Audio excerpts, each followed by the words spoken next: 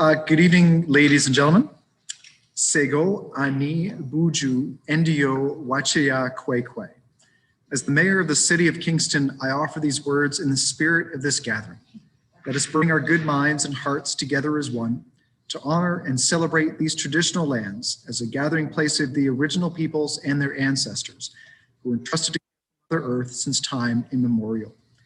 It is with deep humility that we acknowledge and offer our gratitude for their contributions to this community, having respect for all as we share this space now and walk side by side into the future.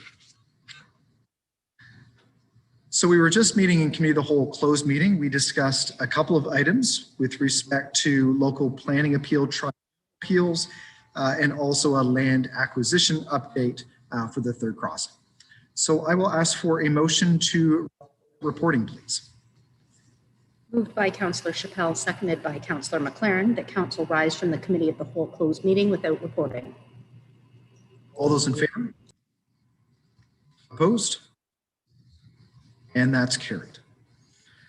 Okay, next we'll move to the approval of the addeds. We have the addition of 2 delegations, a motion of congratulations, and then some communications. Can I have a mover for the addeds, please? Moved by Councillor Neal, seconded by Councillor Chappell. All those in favor? Opposed? And that's carried. Okay, are there any disclosures of potential pecuniary interest? Councillor Bone. Thank you, Your Worship, and through you. Can everybody hear me okay?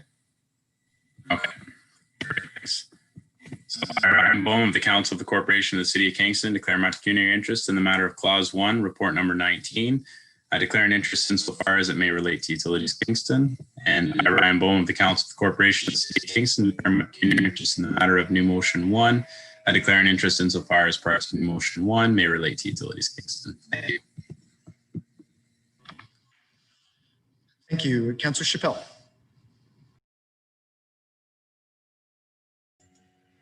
Thank you, Your Honor. I, Simon Chappell, for the Corporation of the City Simon Chappell, Councillor for the Corporation of the City of Kingston, hereby declare pecuniary interest in the matter of New Motion Number 1.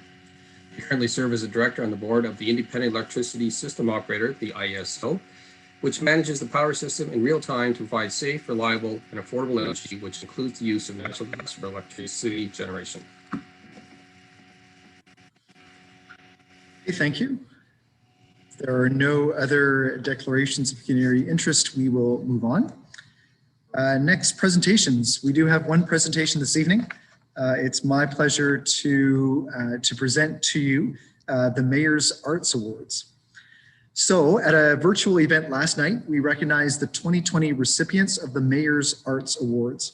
Now in its 4th year, the Mayor's Arts Awards is an annual recognition program that celebrates artistic achievement and recognizes extraordinary contributions in and to the arts.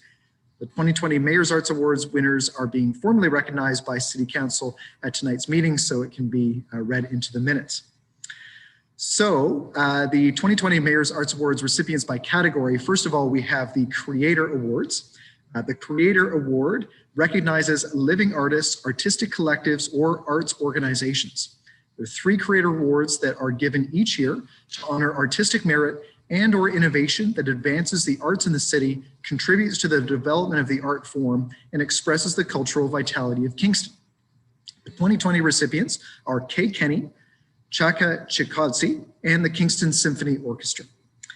So first, Kay Kenny. Kay Kenny is a professional contemporary dancer and choreographer based in Kingston. After years of training with the Kingston School of Dance, Kay moved to Ottawa in 2009 to train in the professional contemporary dance program at the School of Dance. Her performance and choreographic accomplishments since graduation and her work in Kingston, Montreal, Toronto, and Ottawa are impressive indicators of her dedication to advancing the art of dance. In 2018, Kay moved to Kingston, where she shares her passion for innovative creation and performance through professional dance and movement instruction from her new studio in Portsmouth Village. Congratulations, Kay. Our next recipient is Chaka Chikadze. He is a Zimbabwe-born Canadian sculptor who has been living and working in Kingston for the past decade. A talented stone carver, he imaginatively adapts the traditions of Zimbabwe to the Canadian context, using dense, beautifully figured volcanic rock to create dramatic forms. His work has been exhibited and collected across Canada, and he has been active in arts education in the schools, a camp for urban youth, and with newcomer youth. In 2015, he undertook a residency at the National Gallery Zimbabwe with the support of the Ontario Arts Council. Congratulations, Chaka. And then our third recipient of the Creator Awards is the Kingston Symphony Orchestra. It's a professional orchestra that, under the leadership of music director Evan Mitchell and general manager Andrea Houghton, has excelled in making orchestral music meaningful to modern audiences. Its various outreach and education programs bring music to a broad and increasingly diverse audience, providing new relevance to the music of the past while championing the works of Canadian composers, women, and ethnically underrepresented composers. Congratulations to everybody at the Kingston Symphony Orchestra. The next category of awards is the Arts Champion Award. The Arts Champion Award recognizes a living individual, organization, or corporation making an extraordinary leading contribution to the arts in Kingston as a volunteer, advocate, supporter, sponsor, and/or philanthropist. The 2020 recipient is Bruce Kaufman. Bruce Kaufman is a poet, editor, radio host, open mic and other events organizer, and general nurturer of poetic talent. He has published 4 collections and 4 chapbooks and edited 8 literary anthologies.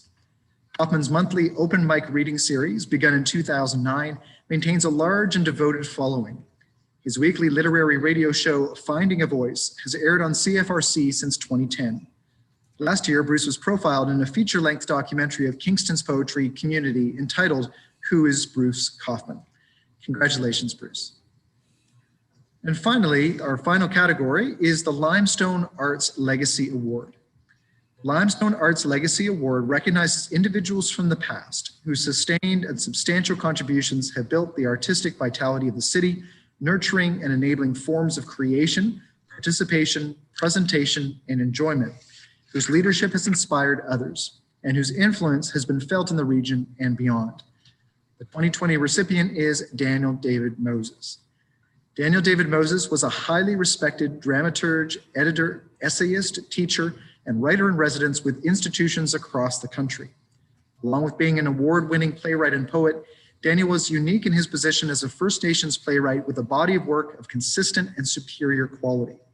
Over the course of 30 years, Daniel wrote more than 12 plays, 4 books of poetry, and co-edited 4 volumes of an anthology of Canadian Native literature in English. His exceptional artistry, demonstrated commitment, and ongoing creative growth serve to elevate the art form. So again, congratulations to all of the recipients of this year's Mayor's Arts Awards, and thanks for all the great work that you do in our community. Okay, so with that, we move on. We have no further presentations. We do have 3 delegations. So first, we'll invite Pavna Varma, President and CEO of United Way KFLNA, who will appear before Council to speak to Clause 2 of Report Number 18 received from the CAO with respect to city support to the Social Services Recovery Task Force. Just a reminder to all of our delegations that you have 5 minutes. Ms. Varma, welcome, and you have the floor. Thank you, Your Worship. I'm going to read so I stick to my 5 minutes. I'd like to thank City Council and City staff and management for their recognition of the importance of our social service agencies and for the recommendations in the CAO's report today. The Social Services Recovery Task Force was started last year to find ways to respond and recover from the pandemic. Members have worked hard throughout the pandemic and have focused on 3 priority areas as covered in the report you have before. I hope you'll support the recommendations made by the CAO. These I'm just going to get on a count. These recommendations will bring some respite and relief to the agencies and the clients they serve. Today, I'd like to share with you how critical it is for our community to support our local social service agencies, and I'll give you an update on lessons learned and what's worked well for the social services sector. Agencies offer critical programs for basic needs like food, shelter. They deal with complex issues like substance use and mental health. Many of them, however, have no stable government funding. This needs to change before the next crisis, whenever this might be, and we'd appreciate any assistance you can provide as leaders so that provincial and federal partners recognize this. I'd like this opportunity to also share with you some insights we got from our Social Service Task Force. We've looked at lessons on what worked and how we're going to work together in the coming months. What we found worked was in crisis, we brought networks together and worked in collaboration. As you know, working together and a client-centered approach helped our agencies innovate and adapt programs immediately. Agencies had to respond overnight to a completely different environment, and they did an amazing job. Through this, we learned of new needs like seniors on low income, the exponential increase in food insecurity, and how the pandemic impacted the most vulnerable. We recognize the importance of a system-wide approach rather than each agency looking only at their needs. We learned that the cracks in our system that we knew about turned into crevices, and some of our most vulnerable started to fall through these cracks. But this is another reason why our focus has to remain on the most vulnerable. Some examples of a system-wide and collaborative approach that you're familiar with are the centralized food hub, which you are being asked to support, as well as the integrated care hub, which the city and the United Way is supporting. We learned that it was more effective when we partnered and collaborated within the sector, but also when we collaborated with other sectors like healthcare, education, and government. And we should be proud of the work our community has done to support people in our community. Our frontline agencies are unsung heroes. They are working hard to find ways to innovate and serve in the most difficult circumstances, often with very limited resources, actually always with limited resources. As our local government elected officials, I know that you appreciate how essential these services are. In closing, I will recap some of our key points.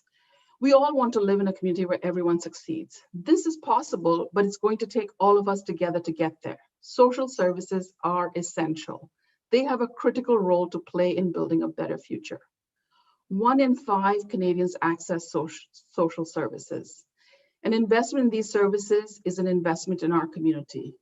Locally, through this pandemic, what we have learned is the United Way invested $5.5 million just in 2020. That's helped 76,000 people right here in KFLNA. That is extraordinary, and we could not have done it if our community had not come together. These services help people overcome challenges that may be barriers to employment and succeeding. The social service sector is crucial to our country and our local communities' economic recovery. In closing, I would like to leave you with a quote from Gandhi. He said, "A society is judged by how it treats and shows compassion for those who cannot protect or fend for themselves." This is just as important, relevant, and critical today. If anything, it is even more so. We need governments to provide more predictable, stable funding, and we need your support so that we can have services available when we need them the most. Thank you. Thank you very much. Are there any questions from council? Okay, seeing none. Thank you very much, Ms. Farmer.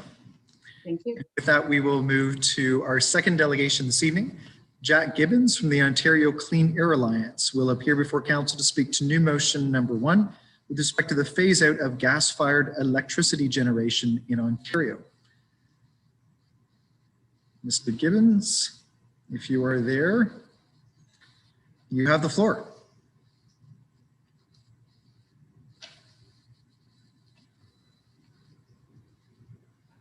Good evening, Mayor Patterson and members of council. I'm Jack Gibbons from the Ontario Clean Air Alliance. Can you hear me? Yeah, great. Well, thank you very much for the opportunity to speak with you tonight about the need to phase out Ontario's gas-fired power plants. The Ontario Clean Air Alliance was established in 1997 to promote the phase out of Ontario's dirty coal-fired power plants. And we worked on that issue for 17 years until the last coal plant was shut down in 2014. And now we're working to promote the phase out of our gas-fired power plants by 2030. Next slide, please. Now this slide shows Ontario's historic and forecast greenhouse gas pollution from our electric power plants.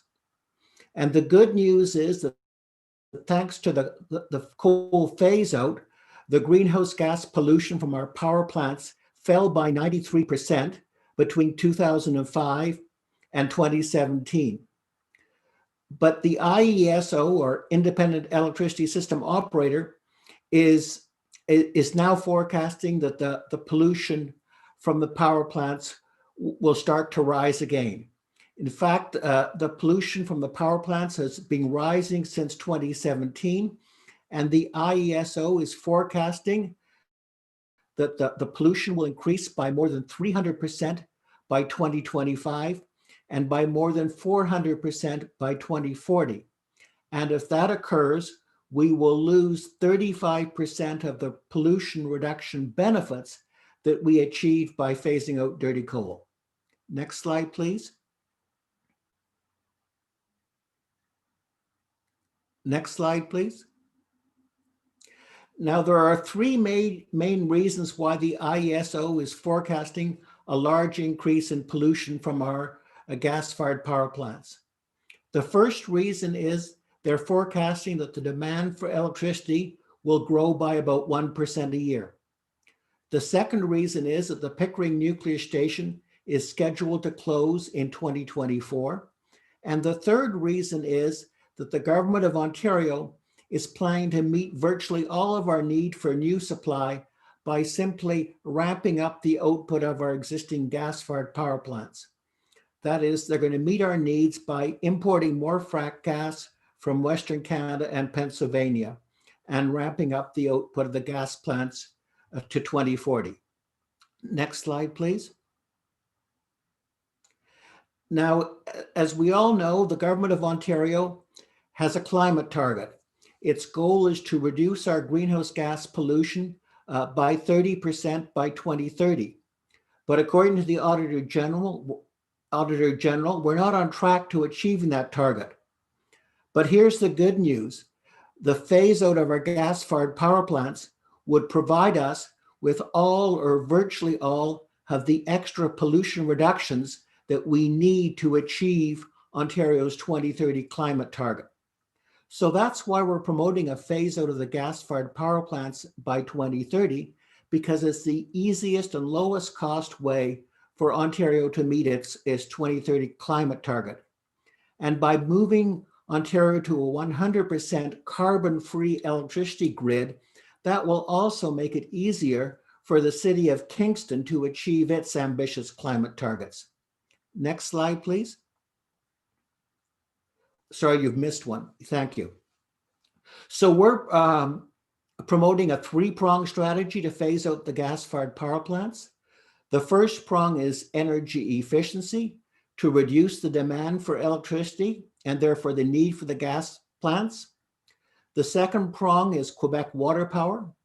Quebec has a huge surplus of power from its existing hydroelectric facilities, and most of that surplus is exported to the US, mostly on the spot market, mostly at very low prices.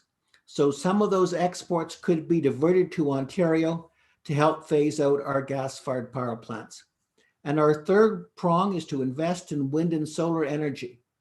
Now, we all know that wind and solar used to be very high cost, but thanks to huge technological progress, according to the Independent Energy Agency, wind and solar are now our lowest cost sources of new electricity supply.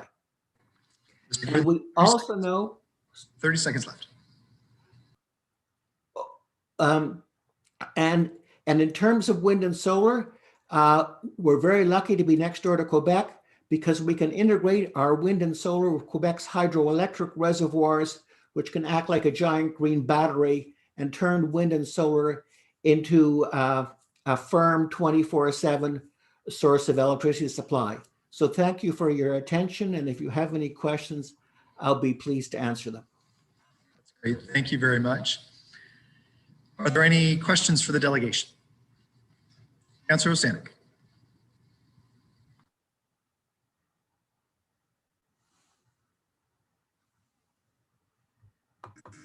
Thank you very much through you, Your Worship. Thank you very much, Mr. Gibbons, for your really interesting presentation. I just have one question about the last slide you showed where it was how we could then phase out our dependence on gas-powered plants, and we also know that Pickering is closing in 2024. When you say that the three ways we could do that is to work on energy efficiency or Quebec or solar and wind, what percentage, like would it be to make up the difference if we phase out the gas-powered? Would it be that we'd be looking at, of that difference, 80% from Quebec, or is it more like 90% from Quebec with 5% from wind power? Like what would be the percentage that we would need in that mix of the solution? Well, thank you for your question. We don't have a proposed mix. All of those options could provide us with a very large contribution towards meeting our future energy needs. And so what we're basically saying is that we're asking the government to endorse the goal of phasing out the gas-fired power plants by 2030. And then we would recommend to them that they ask the IESO, or Independent Electricity System Operator, to come forward with their best possible plan to achieve that goal by the combination of options that we're recommending. Thank you. And it's my understanding from what I know of Cornwall that they have less expensive electricity in Cornwall because they already do get some of their electricity from the Quebec water plants. Is that true? Absolutely. Cornwall is very unique in Ontario. For 50 years, Cornwall has got 100% of their electricity from Quebec. And as a result, the city of Cornwall has the lowest electricity rates of any city in Ontario. And if you remember back to the 2003 blackout, the lights stayed on in Cornwall because they were getting all their power from Hydro-Quebec. Interesting. Okay, thank you so much for that information. You're welcome. Next is Councillor Neal. Thank you very much. I appreciate you pointing out Quebec hydropower because we've heard in the Northeast, particularly in the northern part of the Northeast and the Northwest, that are forced to purchase off the Ontario hydro grid, that both Manitoba and Quebec have surplus power that could be made available that would lower the costs for some of those resource industries that are really struggling in those areas. Have you looked towards Manitoba as well? Well, absolutely.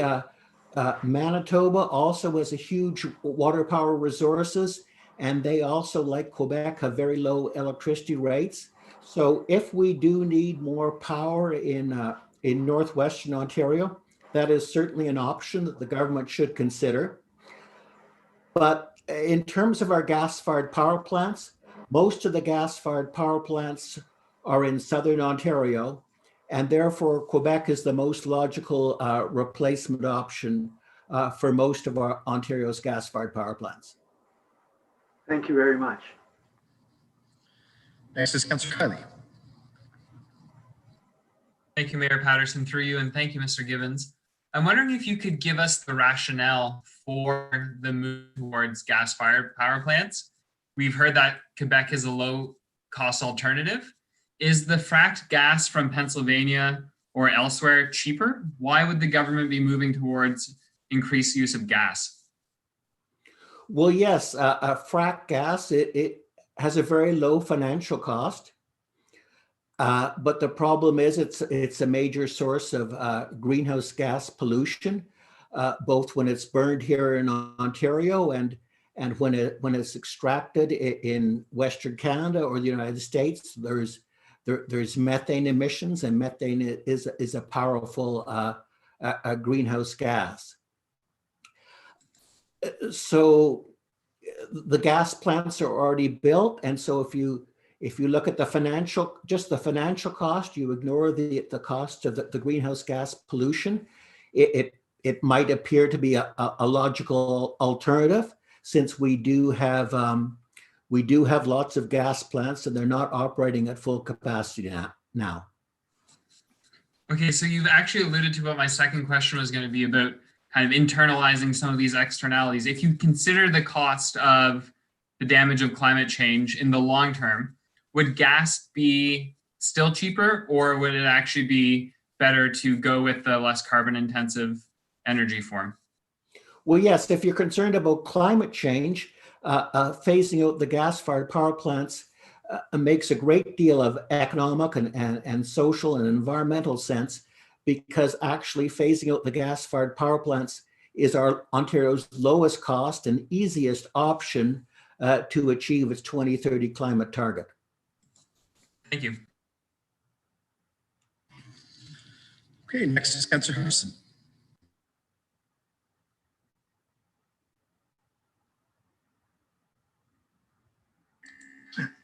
There we are. You can hear me, I presume? Yes, thank you. Thank you. Couple of questions. What percentage of our energy needs are supplied by natural gas at the moment? Well, in 2019, it was 6%. 6%. Yes. Okay. So another question is, you indicated that wind and solar energy is the lowest cost source. I Of presume. new supply. They're the lowest cost source of new electricity supply. Oh, of new. Okay. Yes. Right. Now, in the past, governments have bought wind and solar in Ontario at high prices, but the good news is there's been huge technological progress, and now in terms of new supplies of electricity, wind and solar are the lowest cost. Okay, so wind and solar, what percentage of the total energy need? Well, at the moment, wind in 2019, wind provided Ontario with 8% of its electricity supply and solar 2%. Okay, so at near the end of your presentation, perhaps you were rushing at that point, you indicated that in conjunction, wind and solar in conjunction with Quebec hydro, water-based electricity, that we could cover some of the issues that come from come from wind and solar energy in terms of reliability. Could you Yes. that further, please? Yes, thank you, sir. Yes, so we all know that the wind doesn't always blow and the sun doesn't always shine. And therefore, wind and solar need a backup or a storage option. And Ontario is very lucky to be located right next door to Quebec, because there's a recent study from MIT which shows that Quebec's hydroelectric reservoirs are the best storage option, the lowest cost storage option or backup option for wind and solar. The reservoirs can act like a giant battery and help us convert wind and solar from an intermittent source of electricity into a firm base load source of electricity supply 24/7. So by integrating our wind and solar with Quebec's hydroelectric reservoirs, wind and solar can be a firm, reliable source of supply. Okay, so as I understand it, you're saying that basically we just turn on the taps more fully and we'll be able to supply more electricity from water sources to cover the different. Well, yeah, you see, the So, reservoir. Councillor Hutchison, so it's two questions Okay, all right. per councillor. So I think that was fine. Just unless Mr. Gibbons, if you just wanted to clarify that was what you had mentioned in your last answer. Well, yeah, Quebec Water Power can provide us with two services. We could just import water power from them, or also we could use their reservoirs like a giant battery as a storage or load balancing option for wind and solar. So Quebec Water Power can provide us with two different types of services. That's great. Thank you. Are there any other questions, Council? Councilor Doro. Thank you, and through you, Mr. Mayor. Thank you for your presentation, Mr. Gibbons. It was very informative. Sticking to 5 minutes is never easy, so I'm just wondering if there were some key bits of information that you haven't had an opportunity to mention yet. Well, thank you. There was one other point I did want to make, and I was hoping I could make it in the 5 minutes. And that is that so far, 12 municipalities in Ontario have passed resolutions requesting the government of Ontario to phase out our gas-fired power plants. And they include Kitchener, Guelph, the city of Waterloo, Hamilton, Burlington, St. Catharines, Windsor. And so I'm here tonight because we really hope that the city of Kingston will also pass a resolution requesting Ontario to start phasing out our gas-fired power plants to help Ontario and to help the city of Kingston achieve their climate targets. Thank you. Okay, seeing, yes, Deputy Mayor Ostroff. Thank you, Mayor Patterson, and thank you for your presentation. It is very helpful to hear from the Ontario Clean Air Alliance. I certainly have a few other perspectives to bring in even later on tonight. I didn't know the new Pickering, Pickering is going to close? And what percentage of loss is that to our province? Do you know that? Well, yes, Pickering produces about 14% of our electricity supply, but a significant proportion of Pickering's production now is surplus to our needs and is exported to the United States. I see. I mean, one of the concerns is I do believe we have another delegation tonight speaking from the IESO, and I believe we really need to make sure we have accurate information because they are the ones who really know. I mean, that's really important that we hear from both sides because I think we all know why. So, and we recognize that technology is part of the problem right now. We're hoping for more innovation all the time to make wind and solar more effective for us. So, sorry, you want to question there, Mayor Patterson? I guess I just wanted to know, is the Ontario Clean Air Alliance, are you aligned with IESO at all? And are you in communication with them and the government to get to understand why some of these gaps exist between Quebec Power and that why aren't we more closely aligned with Quebec? Mr. Gibbons? Well, those are good questions, and yes, we certainly communicate with the IESO, and I very much so. And in terms of Quebec Power, it's a very good option. It's very cost effective. It's very reliable. But for many years, Ontario has had a policy of electricity separatism. We've preferred to get our supply from power plants that are located in the province of Ontario. Now, when Kathleen Wynne was the Premier of Ontario, she worked with the IESO and has signed a couple of deals with Quebec to start supplying us with electricity. So that's a very good first step. But we would recommend that we should buy more power from Quebec, one, because it's a clean source of power, and also because it's low cost and can help us both move to a renewable electricity grid and to lower our electricity costs. Thank you. Okay. Thank you very much. Are there any other questions? Okay, seeing none. Mr. Gibbons, thank you. Thank you. At this point, we'll move to our third and final delegation. We'll invite Terry Young, Interim President and CEO of the IESO, who will appear before Council to speak to new motion number 1 with respect to the phase out of gas-fired electricity generation in Ontario. Mr. Young? Sorry, hi, thank you very much. I'm hoping you can, I'll turn my camera on and it probably helps. Yes, hi. Thanks for the opportunity to be here. It's actually my second time at Kingston Council. A couple of years ago, I had the opportunity to come and present an award to Utilities Kingston. So with the leadership of Jim Keach, the Kingston had done a great job in terms of conservation. And so I was able to come and help recognize that before council a few years ago. I must admit the travel tonight's a little bit easier. I recall taking the train from Toronto to Kingston, meeting with council and getting back on the train and getting home probably about 1 a.m. So appreciate the opportunity to join virtually. So the IESO is an agency, and our primary job is essentially to manage reliability of the power system so that when electricity is needed, where it's needed across the province, it's available. And so we have, we operate in real time.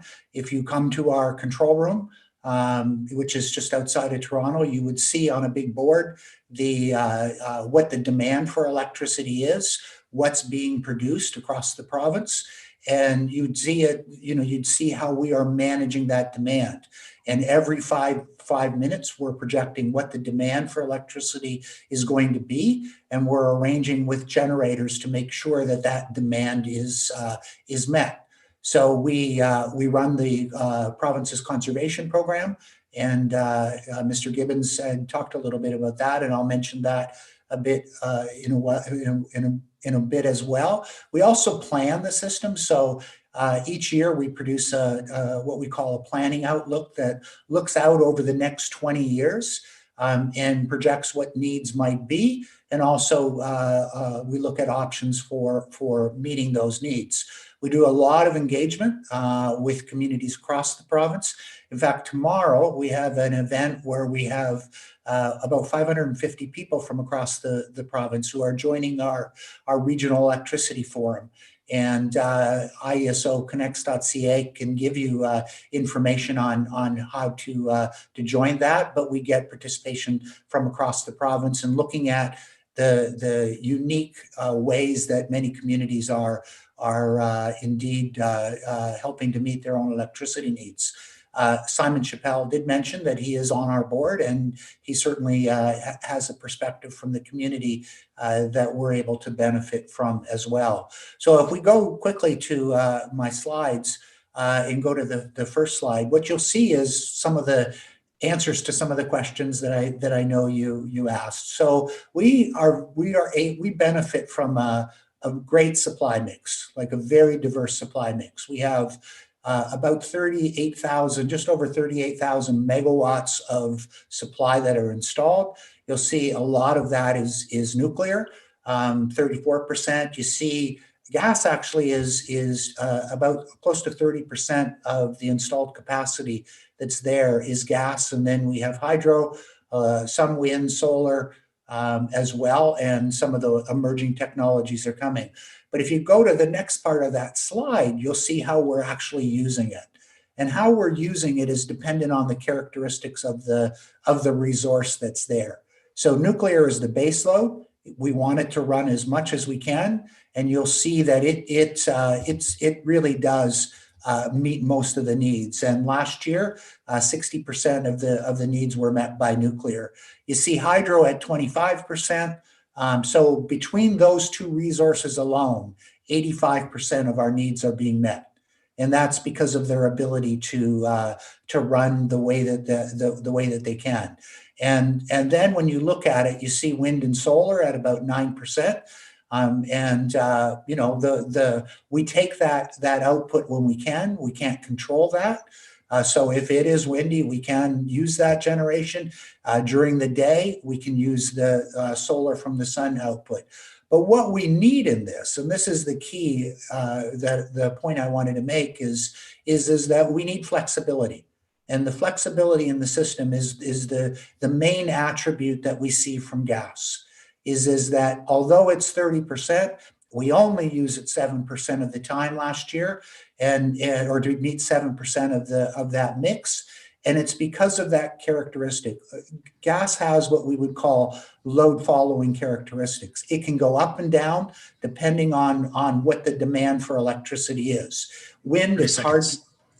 Mr. 30 seconds left. Yeah, wind, it's hard to maneuver, and so that's why gas is so important. If you go to the next slide, you can see just how much we use gas on July 9th last year, when the demand was the highest we've seen since 2013. And if you go to the slide after that, you see where demand was quite low and we used very little of gas.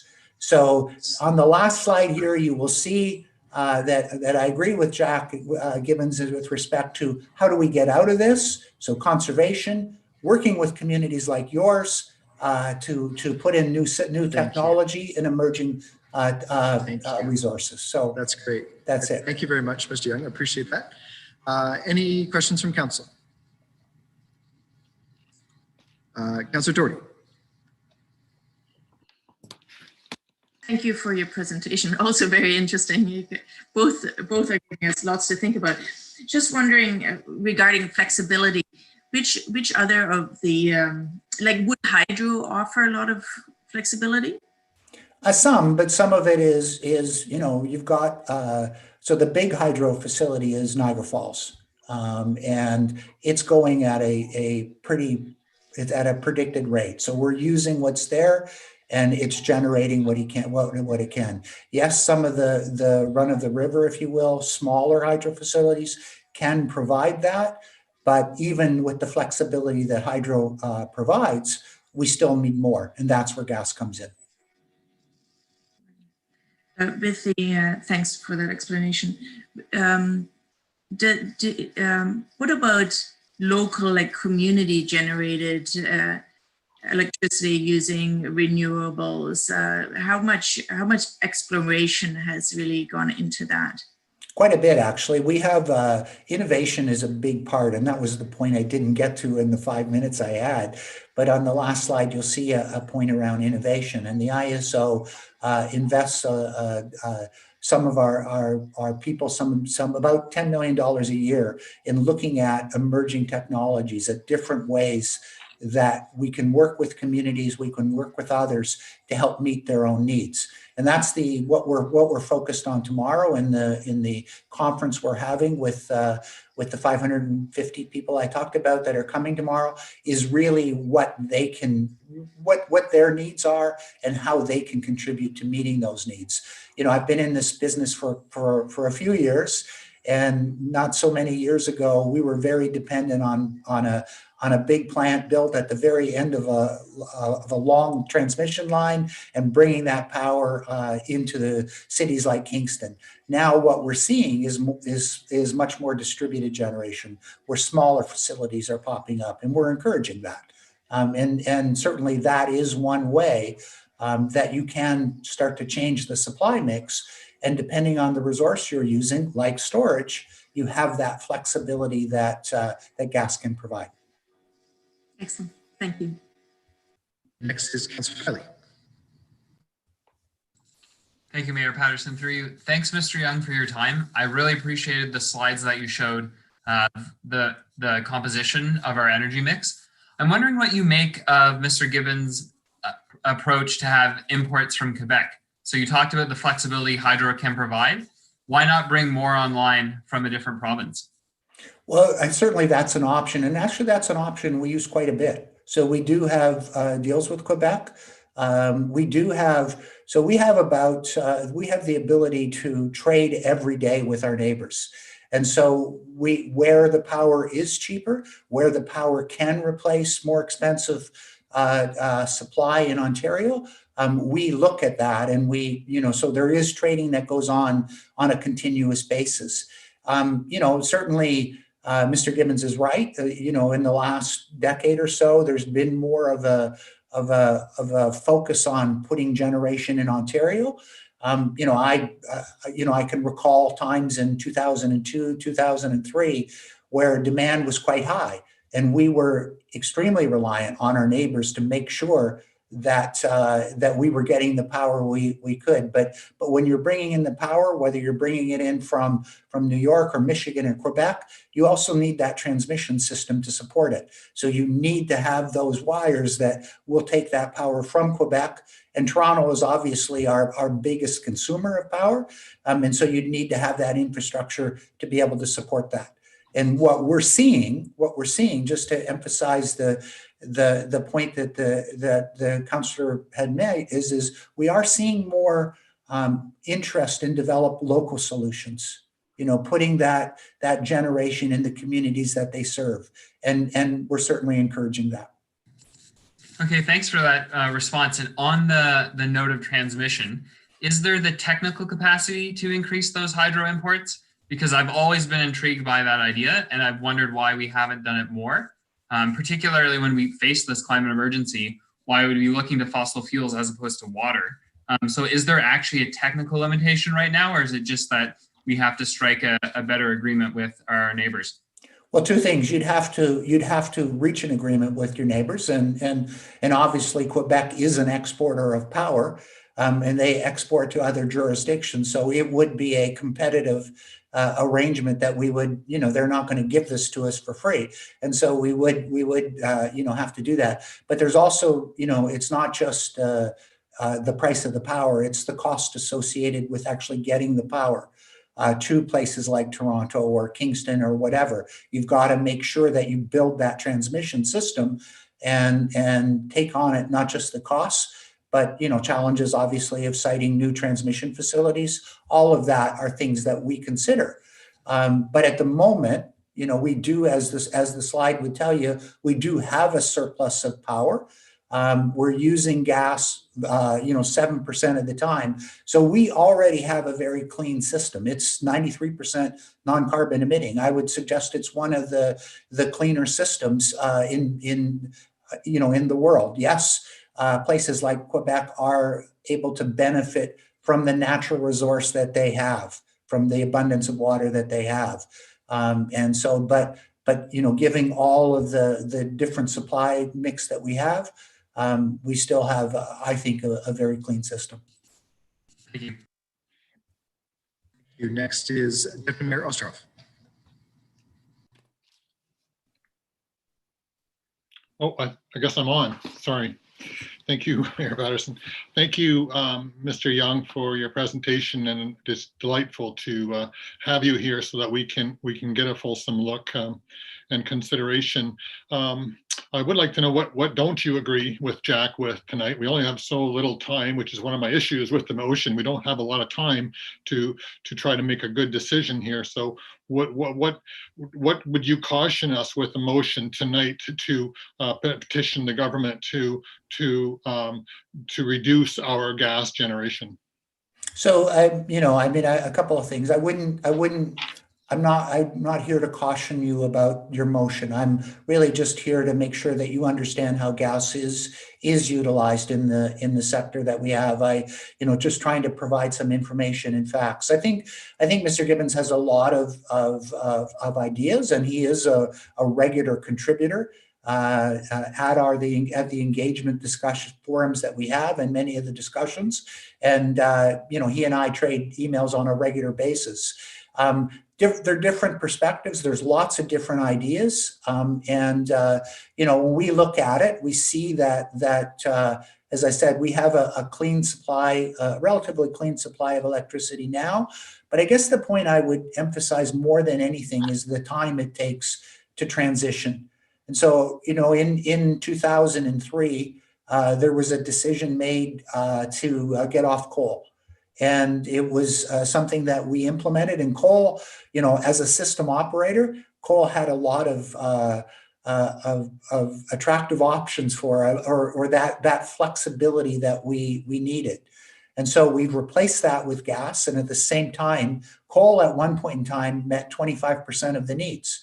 And so now we're down to 7% from gas, and we are transitioning. Yes, we're going to see a few years where gas production is going to rise because of Pickering coming off, as Mr. Gibbons mentioned. But there are options out there for us to pursue and to look at this. But all of this takes time, and we want to make sure that 100% of the time when electricity is needed, it's there. And so we're putting in that supply mix that allows us to do that. Yeah, thank you. That's an excellent point, Mr. Young, that you make.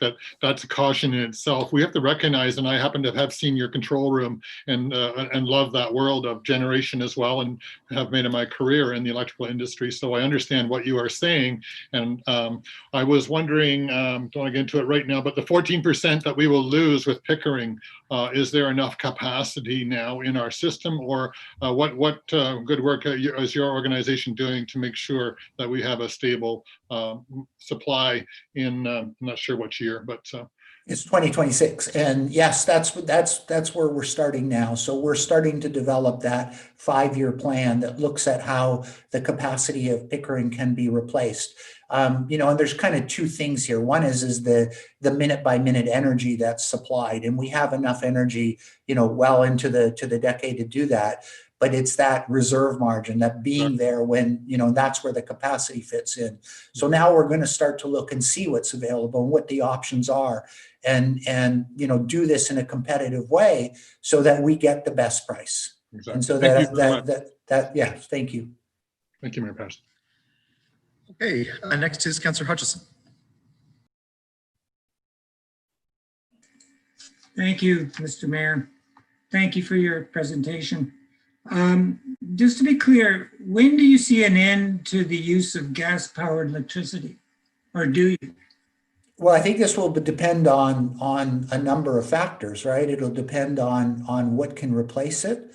So we are seeing quite a bit of development on emerging technologies, and when I look at what's happening south of the border, and the regulator there has introduced an order to have the system operators like us look more at distributed generation.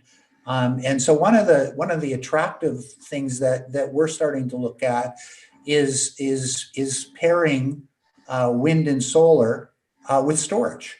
And so we've got a significant amount of wind and solar in the system. We talked, the number showed 8% and 1% of solar, 8% of wind, 1% of solar. That's at the transmission system. There's much more solar in the distribution system. And if we can find a way to pair that with another resource, like a storage resource, then you get that opportunity to increase the value of wind and solar. So if it's producing and you're storing it, and then supplying it back when the demands for electricity are higher, then it gives us another option. So in terms of the future of gas, I think one of the things that it depends on is how quickly some of these technologies can be developed. And but when we look at, obviously, the immediate challenge we have right now is the retirement of Pickering. And but if I look beyond that, I see some of the things that are going on in the industry around pairing those resources with the development of storage. I look at things like small modular reactors that are being developed, and so that it really depends on just how quickly this industry can evolve. Another question. I've seen in the Western states they have very large battery storage facilities. Has the IESO looked into that? Is there any plans in that area? So we are looking into that, and there are some. I'd say storage is really the technology that is starting to get more attention. Battery, deep rock. There is a lot of work that's going into developing this. I think, like any new technology, it's always the cost that's a challenge.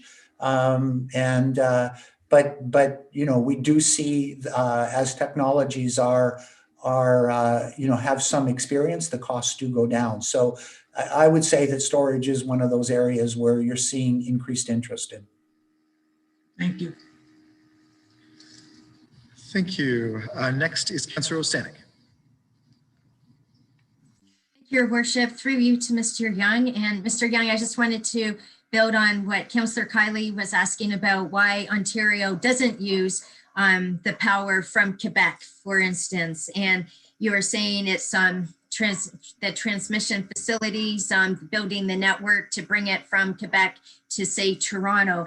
I always thought it was motivated, the decision was motivated more by the political party in office of the day, you know, that it would be more a pride thing, you know, made in Ontario. No, we have to show the people of Ontario, we need to, you know, like supply the power here and have the jobs here. So am I wrong, or is that still a little piece of those decisions over the years, depending on which political party is at Cabinet Office at Queen's Park?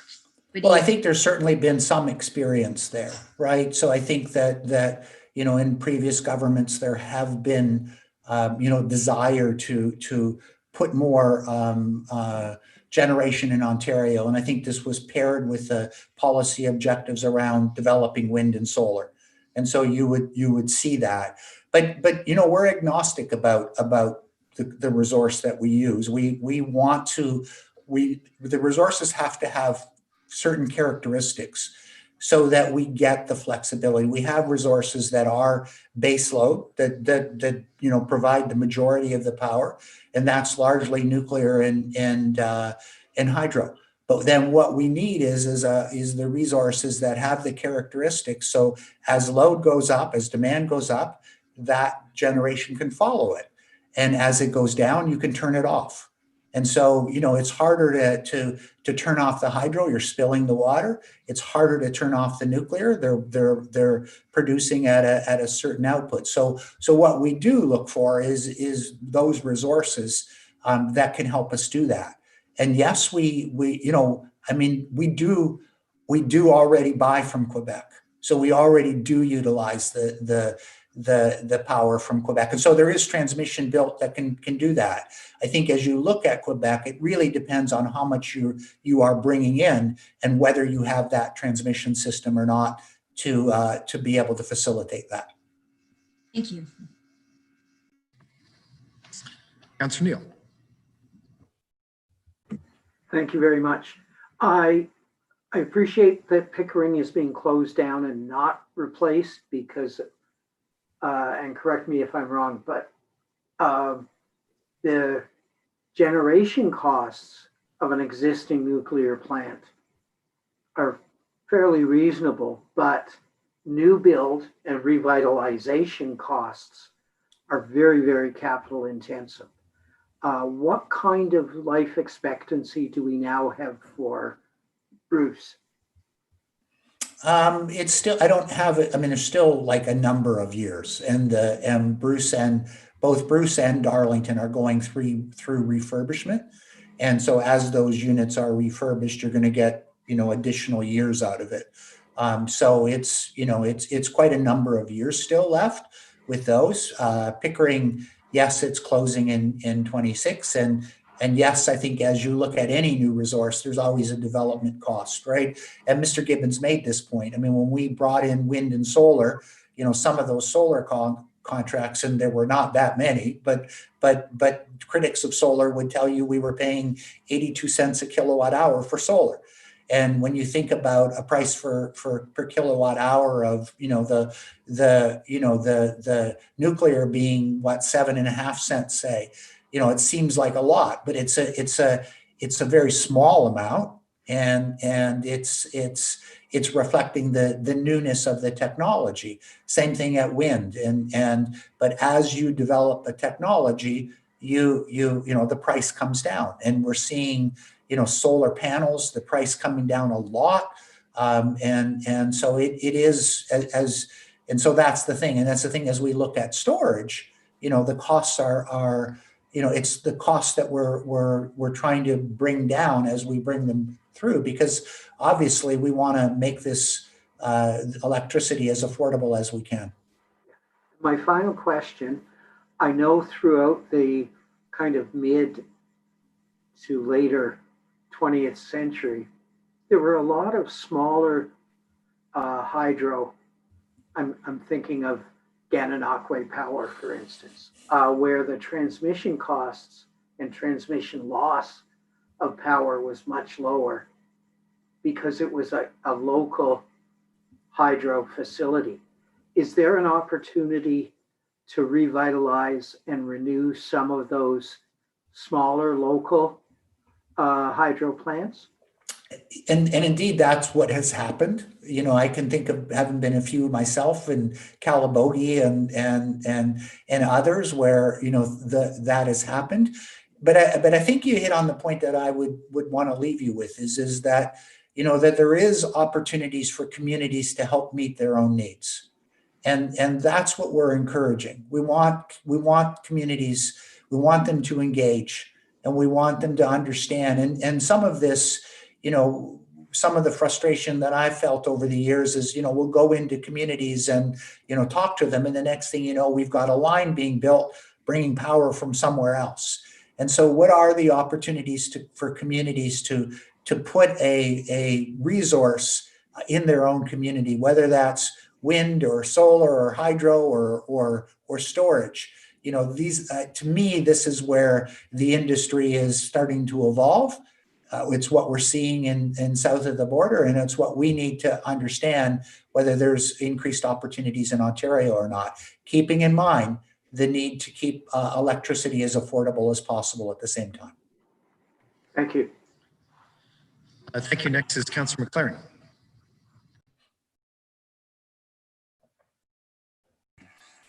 Hi, thank you. I was just asked to ask a question of you, sir. Does Quebec have the characteristics required for IESO? And that means, can we turn them on and off based on demand? It really depends on the deal you strike. So, you know, in deals that we've struck with Quebec in the past, so we've had deals which are more price advantageous to us because we would have what we call capacity deals where they're on call. And so in Quebec, their peaking season is the winter. And so they have more power available in the summer when we might need it more. So, and then we would be able to supply power in the winter when they need it more. And so it really quite honestly depends on what kind of commercial arrangement you make. And obviously, you know, it's a competitive process. And so, you know, Quebec is an exporter to a number of jurisdictions. And so, you know, we would want to look at that and determine where the needs are, how much we're actually importing, whether we have the capacity to manage all of that. But as I said, as we look over the next 5 to 10 years, one of the objectives we have is to acquire electricity in a competitive way. And so one of the challenges we have is that we have a lot of contracts that were signed for 20 years. And so these are fixed contracts, and they fix the price, they fix the amount that we have to take. And so what we're trying to do is not just introduce the flexibility that we need, but also to make sure that there is a competition so Ontario can get the best deal that it can. Thank you. Okay, are there any other questions? Seeing none, thank you very much, Mr. Young. Thank you very much. Have a great night, everyone. Thank you. So with that, we will move on. We have no further delegations. We do have one briefing on our agenda tonight. Kingston Police Chief Angie McNeely will brief council on how the Kingston Police budget is constructed to deal with concerns raised by BIPOC and Black Lives Matter, and how those elements are related to other priorities in the police budget.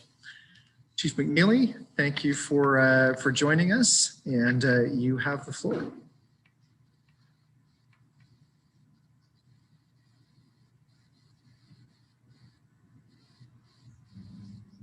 I'm just figuring, am I on? Okay, there you go. Again, Your Worship and members of council, thank you very much for inviting me to speak to you about how this police budget is constructed to deal with the concerns raised by BIPOC and Black Lives Matter, and how these elements are related to other priorities within the police budget. The Ontario Association of Chiefs of Police has for years been part of the larger discussions at the provincial level on how we as a society can adequately fund social and healthcare services, many of which have had their budgets cut or been underfunded by government. So policing is a service that ensures our communities remain safe, secure, healthy, and prosperous. It's an important fundamental public service requiring significant resources. The fact is that police do not want to be the primary responders when it comes to addictions, mental health, or homelessness calls. However, policing is the only service that operates 365 days a year, 7 days a week, and 24 hours a day. Other social service agencies are not there 24/7 when these calls come in. The reality is that there has to be a solution developed, a better alternative based on evidence, research, and partnerships. We are committed to working with government and community partners to build such a response and what that will look like. The answer is finding ways through all levels of government to refund the system that has pushed policing to be the last resort. This takes time and money to build the proper infrastructure within our community, including healthcare, housing, and social services to provide adequate programming to support a pathway of care for our most vulnerable population. In the meantime, Kingston Police has put measures in place to address social services shortfalls within our community through community collaboration and reallocation of resources to specialized areas, funding through grants to address local needs, as well as working collaboratively with CFO and City Treasurer Desiree Kennedy in developing our annual budgets. So I'd like to provide the following examples of what has already been occurring as it pertains to addressing community needs. Kingston Frontenac Community Risk Watch is a risk intervention model that brings frontline acute care human service agencies together to provide wraparound support for individuals who meet defined thresholds of acutely elevated risk. It began as a joint initiative between the Kingston Police and Human Services and Justice Coordinating Committees as a result of funding obtained from the proceeds of crime accessed by the Kingston Police. Risk Watch was launched February 1st, 2016 and continues today, involving approximately 10 local agencies. This one-time grant funding was from April 2015 to March of 2016 and was $79,800. The agencies that sit at the table have engaged in many discussions that have led to the reduction of risk of families and individuals in the community. The data collected from the risk-driven tracking database can help identify local trends regarding acute risks and vulnerable groups, which will help inform future programs and strategies within the Community Safety and Wellbeing Plan. The Mobile Crisis Rapid Response Team, or MCERT, and the Crisis Outreach and Support Team, or the COAST model, which partners police with addictions mental health workers to better serve individuals experiencing mental health and addictions crisis in the city of Kingston, was launched in October of 2019 and was made possible by a three-year community safety and policing grant, Local Priorities, from April 2019 to April of 2022. And it's for $712,936 for 3 years each, for a total of $2.138 million. This service was initially available to our community for a maximum of 16 out of 24 hours, but I'm pleased to say that this will be expanding to a 24-hour availability starting this month. In September of 2020, as part of the same grant funding, the Health IM mobile program was launched as part of the MCERT program. The system is based on the clinical risk screening tool called the Inter-Array Brief Mental Health Screener and gives police access to a medical checklist to assess a person's risks level to themselves, to harm others, or their inability to care for themselves. This allows police to form evidence-based risk decisions, communicate with local health care, offer referrals to community services, and document on-scene clinical observations. If the individual is apprehended under the Mental Health Act and transported to the hospital for assessment, the officer's on-scene observation and grounds for apprehension are securely and wirelessly communicated using clinical language to the hospital's triage nursing station ahead of the arrival. The benefits of this program will allow for more informed decision-making at the front end of the interaction with a person in crisis, better wraparound care for that person, fewer mental health apprehensions, which will be diverted as direct referrals to community partners, and shorter wait times at the hospital for our officers when apprehensions do occur. KFLNA Public Health has recently reported that our community has seen a spike in drug overdoses as a result of the opioid epidemic. Kingston Police plays an integral role with the public health issue of substance use by being part of the community drug strategy since its inception in March of 2017. We support our partners in the four-pillar approach, while maintaining a focus on actively investigating the mid to high level dealers who are profiting from the misfortune of others by trafficking in and manufacturing illegal drugs, including fentanyl and crystal meth. Kingston Police has been part of the groundwork supporting the Kingston Community Health Center in their application for the initial pilot overdose prevention site, the transition to the consumption treatment site services, and the development of the integration care hub in 2020, as well as promoting the wraparound measures that are available in the hub to help those that are most vulnerable. Kingston Police is an active member of the city-led initiative to develop a community safety and well-being plan. This began in 2019 and will identify and prioritize risks within our community, identify gaps in services or programs, and develop evidence-based responses to put in place to address these risks. In 2019, working collaboratively with CFO and City Treasurer Desiree Kennedy, the Kingston Police have put in place a strategy to reduce the annual 2021 capital budget requested by just under $1 million so that the city can invest additional money into affordable housing. As a result, some of our capital projects were deferred to the following year. The programs I have just described are over and above all the activities and investigations and enforcement that's being done by our members on a daily basis, and the innumerable times that our officers have saved the lives of those in crisis, often at the risk of their own lives. But I'd like to mention the initiatives we've taken to ensure that members of the Kingston Police practice enforcement activities that are carried out in a manner that respects the community's rights and freedoms.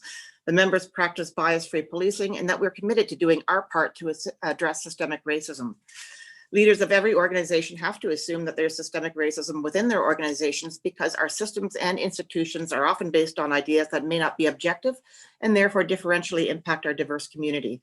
This is not limited to the justice sector, but to all sectors, including health, education, media, and government, to name but a few. So it's a whole of society approach. We have a bias-free policing order, which requires all members to adhere to principles of equality and fairness as embodied in the Charter of Rights and Ontario Human Rights Code and the Police Services Act. This order is allied to the Order on Collection of Identifying Information in Certain Circumstances, which was provincially mandated. In 2004, we had a Victim Services and Diversity Coordinator position, which was developed and highlighted the importance of creating harmonious community police relationships, and is currently held today by Constable Brian McMillan. This position has been expanded to include a recruitment outreach component to attract young people from diverse backgrounds to a vocation of policing. Brian continues to liaise with our community, engaging with immigrant settlement groups, seniors, and youth associations, and engage with our diverse communities. He has also received specialized training in hate crime investigations, and this will be one of our focuses in 2021 budget when we make our ask. Community engagement and mobilization has been part of our business plan since 2012 and is key to our core unit. In 2019, we incorporated Indigenous cultural awareness training for all our members. Topics included enhancing understanding and perspectives of the Indigenous community, the impacts of residential schools, and strengthening relationships between police and our Indigenous community. In February of 2020, we initiated training in the cultural competence, a toolkit to support respectful workplaces and service to the public. This training was developed specifically for the Kingston Police and includes topics on recognizing implicit bias and marginalization, cultural competence skills, along with scenarios and effective intervention strategies, to name but a few. So in our 2021 budget request, we are requesting funding to develop an equity, diversity, and inclusion strategy that will coincide with the 5 priorities set in our strategic plan. So number 1, in terms of EDI strategic planning, we'll be developing a short-term EDI plan to guide efforts of the senior leadership team and members of the Kingston Police Services Board, and a longer-term plan that coincides with our Kingston Police Strategic Plan 2019 to 2022. 2, EDI policy review. This will entail a review of our policies and procedures aimed at removing barriers for underrepresented groups across the Kingston Police Service. Number 3, training and professional development. This includes the continuation of the cultural competency training, the toolkit to support respectful workplace in public service, and that began in 2020 and will be rolled out to the rest of the organization in March of 2021. Our training also entails a number of new initiatives, including an online certificate course for our supervisors from Laurier University on positive psychology to foster a climate for EDI.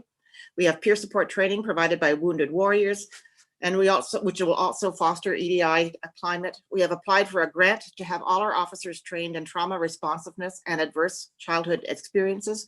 These concepts are directly linked to effective anti-racism strategies as well as mental health. Hiring, promotions, and retention. So we will review our victim services and diversity officer role with a view to add EDI component and communications. We'll have a marketing and communication strategy. So we'll be looking at connecting with a specialist in this area who has expertise and will help us develop our communication strategy both internally and externally. And finally, number 6, foster community engagement. We were looking at conducting community consultations on a range of topics as determined by the chief to gauge feedback on insights on many different issues that are impacting our community. And we have a board subcommittee, and this is related to the Police Services Board motion to work with the chief in reviewing measures currently in place to address systemic racism in the community, as well as to develop recommendations to build on the initiatives that already exist within the Kingston Police, and in so doing, receive input from the Public Police Association, as well as from stakeholders and community partners, including on the question of body-worn cameras. The terms of reference will be developed in the near future. So I'd like to conclude by saying that our police budget is informed by our strategic plan, which involves extensive member and community surveys and focus group sessions to help identify our priorities over the 4-year period, 2019 to 2022. And if you look at the Kingston Police budget as a percentage of the gross city budget over the past 12 years, it's gone from 11.49% in 2008 to 10.87% in 2020, which is really a reduction of 5.4%. Thank you. Okay, thank you. Thank you very much, Chief. Are there questions from council? Councillor Neal. Thank you very much, Chief. That was an awful lot squeezed into a briefing. I don't think I could speak that fast myself. I hope you understood it all. I did. However, there was so much information there. Could you make your notes available through our clerk's department so that we can relax and read it all over again? That would be great. Absolutely. So, and I just want to mention some of the frustration, I think, that I've had with so many of the Black Lives Matter people lobbying us is that, unlike the United States, we're under a very different system. And the Police Services Act in Ontario means that we don't have the kind of overall control over your budget. What I'm curious about, yes, here's my question. What I'm curious about is, I want to thank you because we haven't had an appeal for your budget in over a decade. So clearly you've been working closely with our treasurer in order to meet or come close to meeting the demands of our treasurer for increase. Would you like to comment on how you've been able to achieve that? And I want to get in a quick plug for body cameras because I think they're essential, but if you could comment on that. Well, I think what we're seeing is we've really kept our staffing levels, status quo. We've had not much of an increase except for last year when we asked for an increase because of absences at work. So we've been very efficient, and I think that efficiency and getting grants that are very helpful for us. But I know that this year we've had a reduction in some of those grants, which has increased our budget ask a little bit. But if we had have received those grants, which we were counting on, we would have been right on target at the 2.5%. So, I think it's being really efficient. Our finance director is awesome. He's really in there all the time, just working the numbers, making sure that we're always on target. So it's always a work and flow, but I have to say that the collaborative work within the whole community and with our with Desiree is very helpful, and the guidance that you provide us. Great. Thank you. And we'll talk about body cameras at another time. Another time. Thank you very much. Thank you. Are there any other questions from council? Councillor Kelly. Thank you, Mayor Patterson. Through you. Thanks, Chief McNeely. I'm glad you're going to send your notes. I tried to make as many as I could, but I'm sure I missed something. What I want to pick up on actually, though, is what Councillor Neal said in his comments. Could you actually tell us, and in turn the community, how it is the Police Services Act deals with budgets? Because I received probably 100, if not more, emails wondering about the city being able to defund the police, to use that term that came largely from the States. But my understanding, as Councillor Neal said, is that isn't actually something council can do. So I'm hoping you could maybe explain the legislation and what the parameters city councils have in respect to the police budget actually is. That'd be helpful. Okay, so it's contained under the Police Services Act, Section 39 of the PSA. And it says the board shall submit operating and capital estimates to the municipal council that will show what's required for equipment, facilities, etc. So the format covers we have to submit that to our board. Our board then presents it to yourselves. So upon the council reviewing the overall budget for the board, in doing so, the council is not bound to adopt the estimates submitted by the board. In establishing an overall budget for the board, the council does not have the authority to approve or disapprove specific items in the estimates. And if the board is not satisfied that the budget established for it by the council is sufficient to maintain an adequate number of police officers or other employees of the police force, or to provide the police force with adequate equipment or facilities, the board may request that the commission determine the question, and the commission shall, after holding a hearing, will do so. So that's the process. I'm sorry if I misunderstood, Councillor. No, that's actually exactly what I was trying to discern. So yeah. If I could just correct me, I'm going to paraphrase it back. Your board submits a line item to us for police. We can choose whether or not we accept that aggregate amount, but we can't ourselves say, oh, well, we don't like the fact that you're spending $200,000 on tasers and $100,000 on police dog, or that type of granularity, but that's only the police board, not up to city council. Is that correct? Right. Good.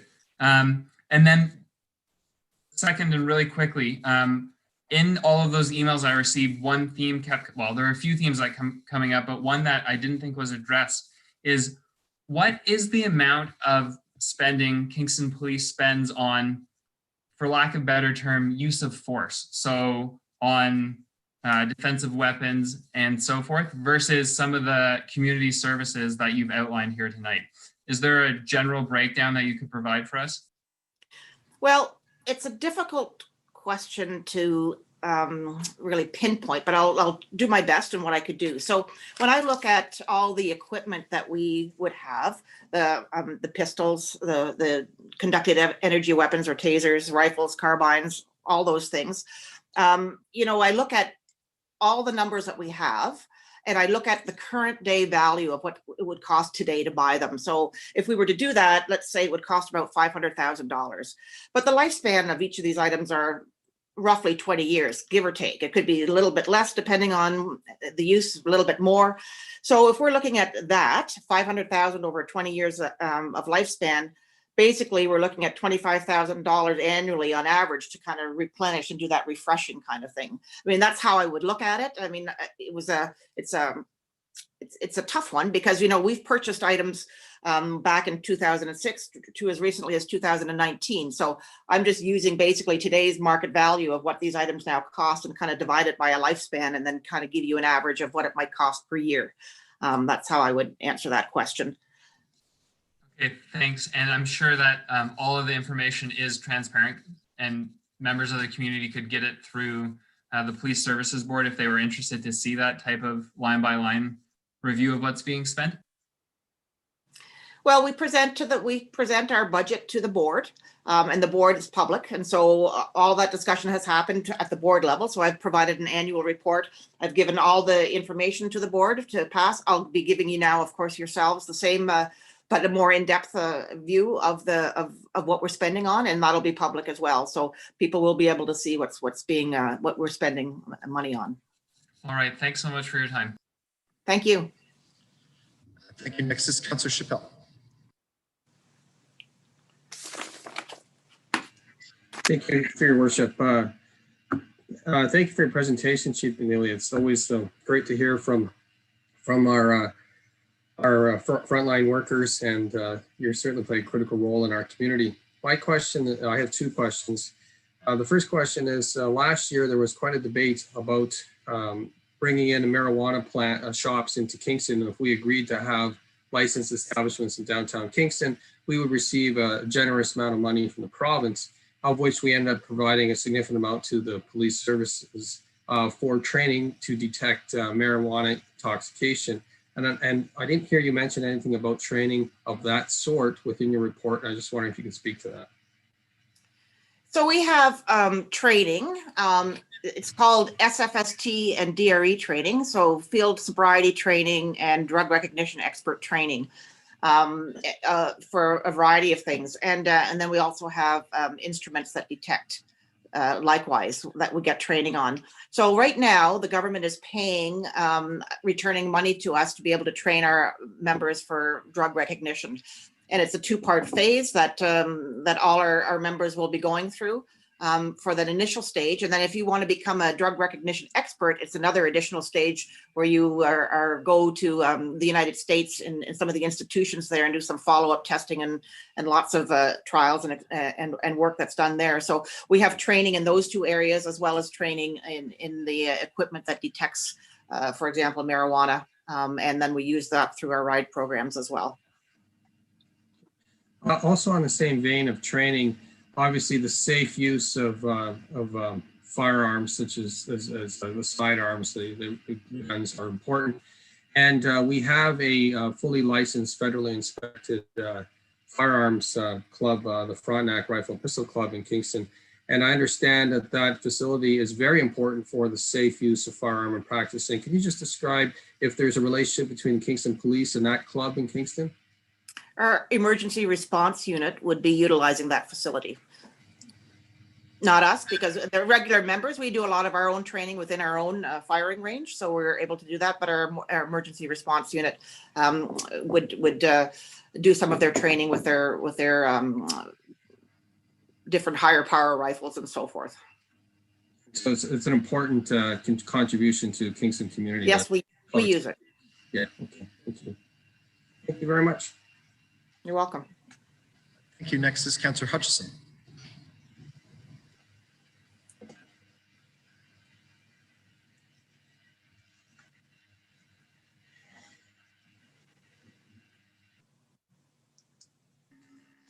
Thank you, Mr. Mayor.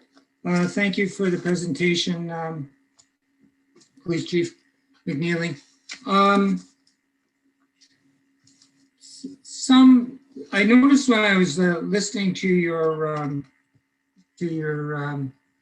rapid fire presentation that most of the initiatives started some in 2016, 2018, 2022.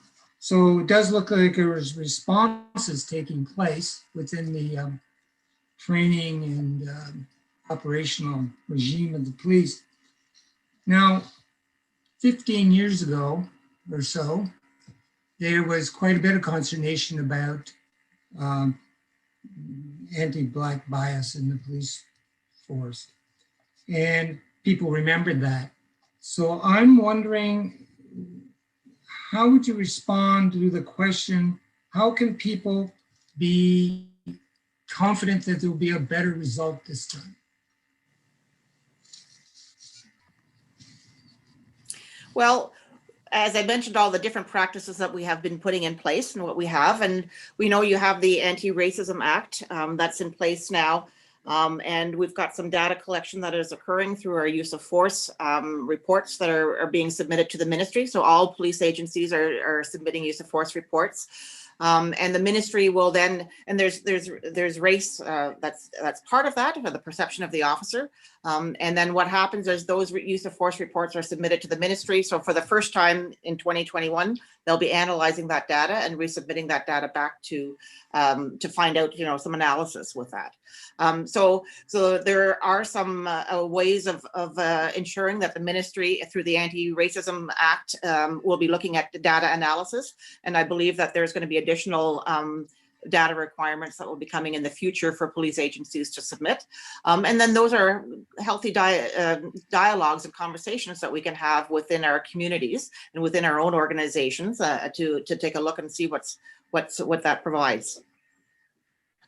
And then, of course, we also have, the oversight within, civilian oversight that addresses any kind of complaints that people might have as well. But we're doing when you present your, sorry, didn't mean to interrupt. Go ahead. It's okay. Go ahead. Okay. We'll get there. The when there's, when you present your budget to city council, will it be subdivided into departments and programs so we can see where these programs you responded to, where they're being expended and how they compare to other expenditures? No, it talks about sort of, you know, our, like I said, when I go through it, as you know how I go through it every year. I mean, you'll see exactly, it's going to be the same format as we've done every year that I've provided to it. So that would be the expectation. And there may be some questions that you may want to ask as a result of that, that you want some further clarification on, but it's going to be very similar to how we've presented it last year, for example. Right. And sometimes that is being indicated not to have a lot of detail. So Okay. will it be increased in detail? And what would you like to see additional to what we're doing? Because I will be presenting where we're spending the money, you know, in terms of the courses, because everything that I've told you about that we're planning on doing is in terms of the EDI strategies and working with the communities in terms of consultations. That monies is going to be found in the report. Okay, I'll look forward to that. Thank you. Thank you. Next is Deputy Mayor Ostroff.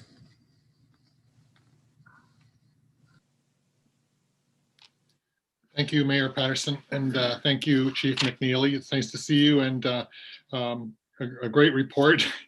Councillor Hutchison said rapid fire. I could not write that fast, but you have so much to say, and I hope that I guess I wanted to ask you the first question, if you could slow it all down in a sense that could you pick out one or two things that I think you know what is on our minds, you know the hundreds and hundreds of emails we've gotten, and I've written down, you know, when we talk about the defunding and you know the challenge that you guys have in our world today, what is a model that you aspire to achieve in your role, and you're fairly new still in this, and is that possible to ask, like what successes have you seen elsewhere, best practice that you would like to say? Can you kind of give us a glimpse of where we're going? Well, I think the whole part about collaboration is going to be so important, and you know it's going to take time. You know, I think what we're lacking, and it's not where Kingston's not unique to this, we're lacking the infrastructure to support you know, the programs and the pathways of care that some of our most vulnerable are facing. And so what's happening is the police are dealing with that because there is nowhere else for sometimes those high-risk individuals to go to. It's not in the hospital. The police cell isn't the right spot for them. Where is that care for those persons that are very difficult to deal with, and that also have not only you know, maybe some mental health, but you know, we've got addictions, we've got alcohol involved that kind of is fueling it. We've got some drug-induced psychosis, very difficult, complex situations that our community and other communities are all dealing with. And I think that's what needs to get addressed, is refunding that infrastructure. Police are always going to be there working with our partners. We may be there we're going to be there as keeping the peace, and we're going to be there as public safety, of course. And once that structure is in place for other community partners to be able to take that lead, we'll still be there for support. But it's that collaboration and getting that infrastructure built and getting that, working with government and funding to be able to resource that, you know, and I think that's the problem. We've got a few difficult cases, and we need to have a place to have them, you know, rehabilitated or meet them at their needs when they're ready to go. Yeah, certainly, we totally hear you. I really wanted to hear that word again, and I think that that's something that should resonate with us as counselors, and that we should pick it up from there. I mean, is it possible as you hire now, are you being more specific about certain skills that you look for, particularly related to what we just have, like what you just mentioned in the mental health, and that, is that something that you actually see combined in your officers or your staffing? Is that something is new, and is our schools, or you know, is there beyond just training, taking an officer, but those with specifically skills in that area, and yet an officer? Please, Councillor. Yeah, no, you're absolutely right. I mean, the skill set that we're needing now is diversity, Yeah. Yes, having mental health courses, being social workers, having that skill set is very important. As I mentioned to you, what's new for some of our officers, and it was new for me too, when I was hired in 1985, I didn't have that trauma-informed care, the teachings in that end of things, and these are some things that we are now learning about. And, just to be a little bit more specific, I mean, that really focuses on relationship building. That's key to addressing these deep, complex social issues. And it gives our officers some insight as to the impact on these adverse childhood experiences, some tools on how to understand how people have experienced in their lives. We know that there's emergent science in the field of neurobiology and epigenetics. It's made great strides. We know that trauma-informed training is not only a positive effects in preventing unlawful activities, but it also provides us with confidence and tools to approach various demographics and in a culturally sensitive way, and being very empathetic. And these are ways that different ways of thinking from when I was in 1985, but we're getting there, and these are new things, and people that bring that skill set is great, but we also need other skill sets too, people that are IT, or people that are teachers or masters, or we have people that are physiotherapists, chiropractors.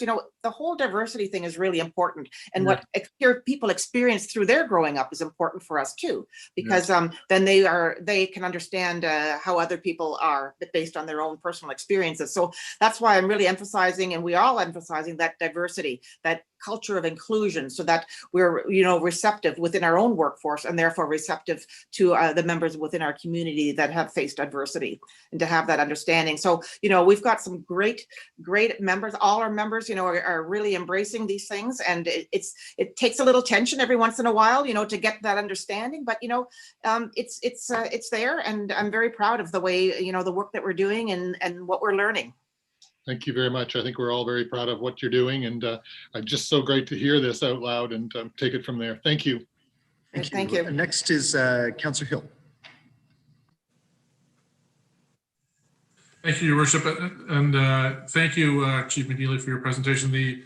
I was walking along Princess Street in early spring, and there were two officers that were responding to an incident on Princess in an apartment there, and they were accompanied. This was really early on in this whole debate about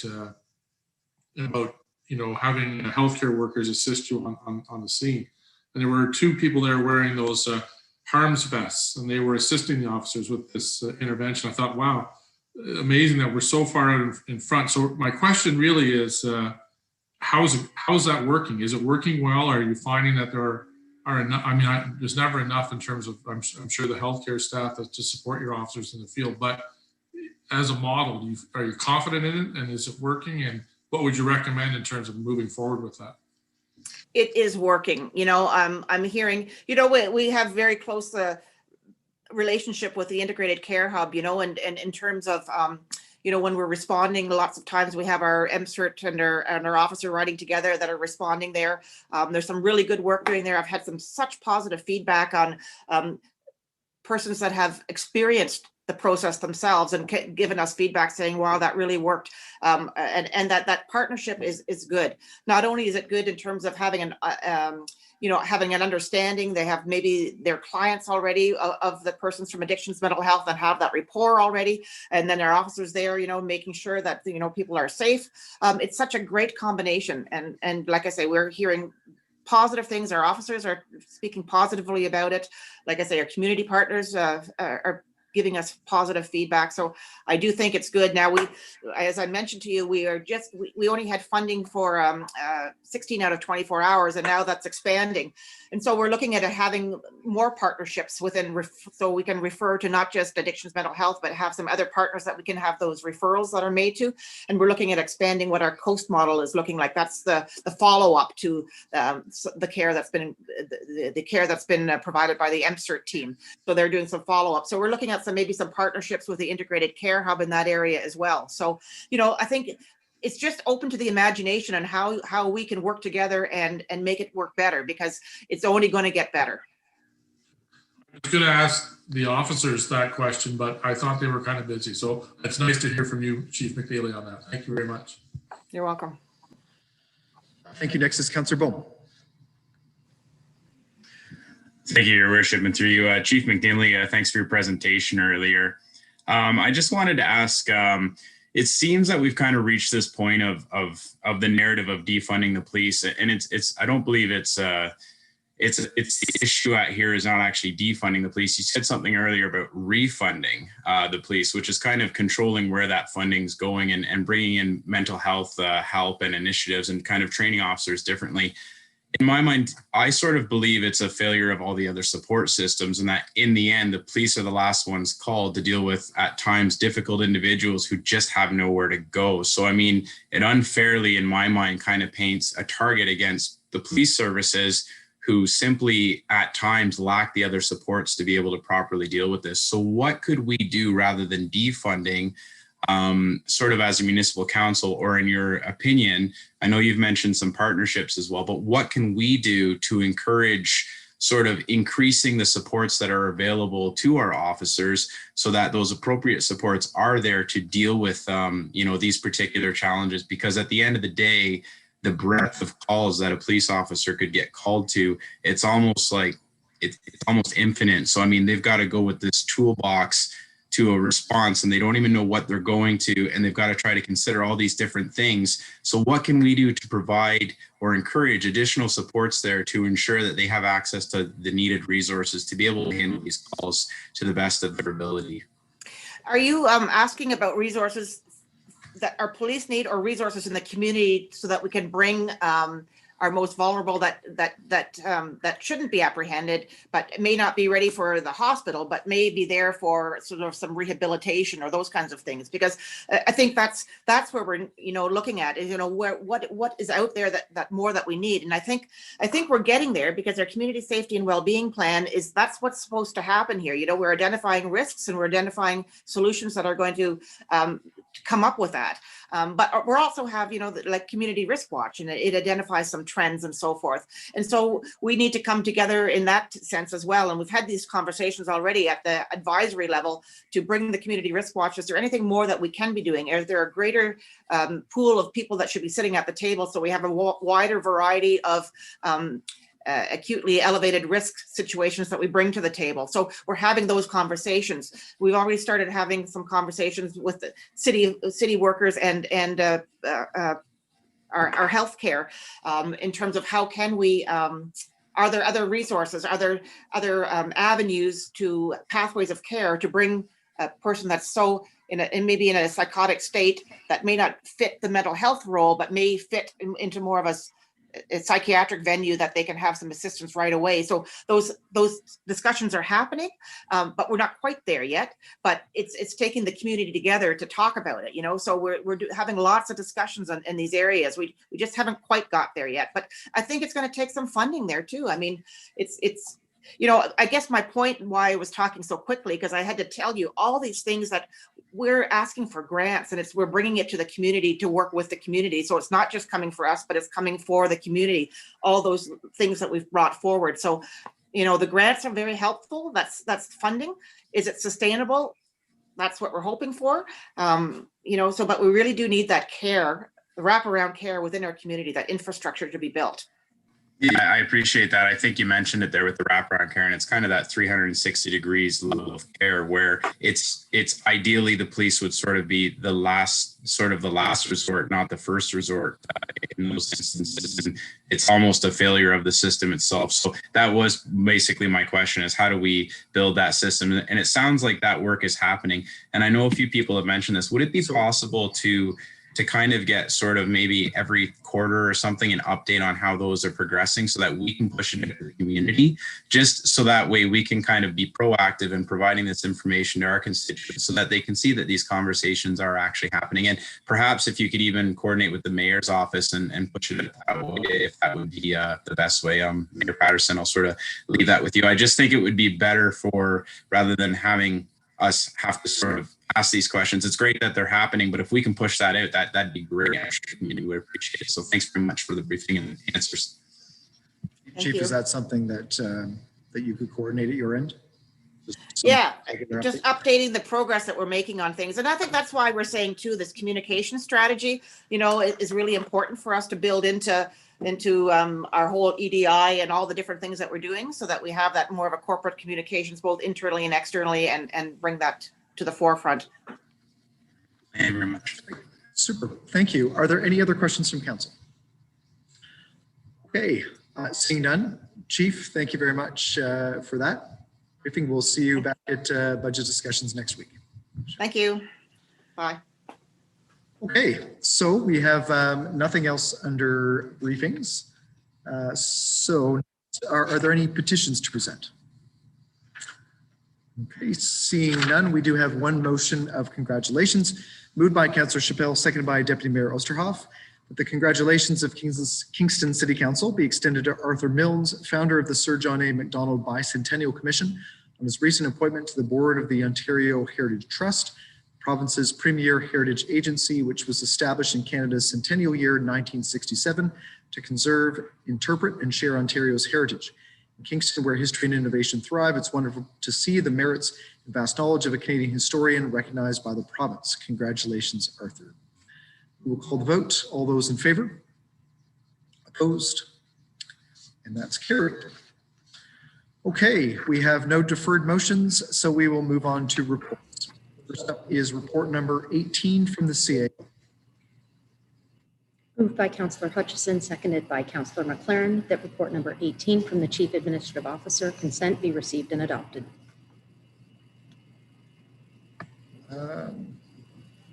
So this is the recommend report, is that right? So we'll deal with this clause. Yes, Mayor Patterson, you're correct. Okay, thank you. So first clause is sports field rates update. Is there anyone that wishes to speak? Councillor Stanek. Thank you, Your Worship. Through you, I have a few questions to staff, if I could.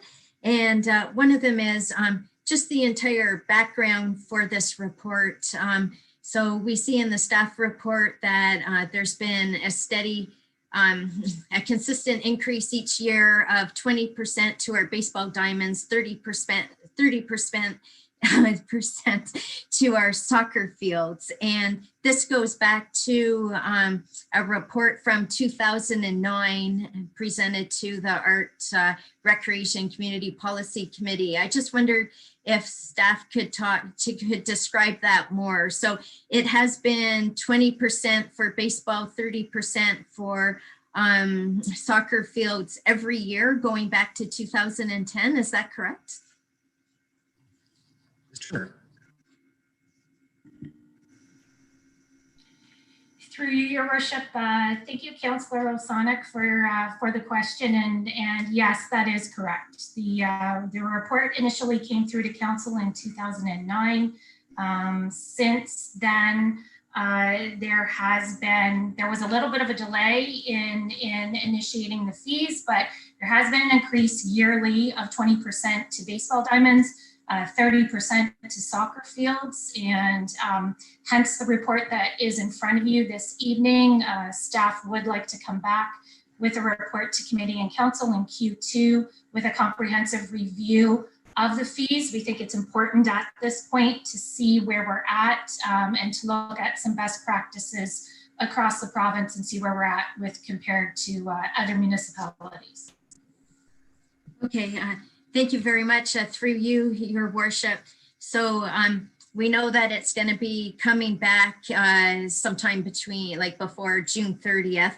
And I just want to ensure that all the user groups will be notified of that meeting. Like, would the user groups be meeting beforehand separately, or would the user groups, if they want to attend, it would be like a city council committee meeting, probably ARC, right? So is that where that collaboration will be, is when it comes back to ARC and the user groups can participate at that time? Through you, Mayor Patterson. Yes, Councillor Osonic, it's both.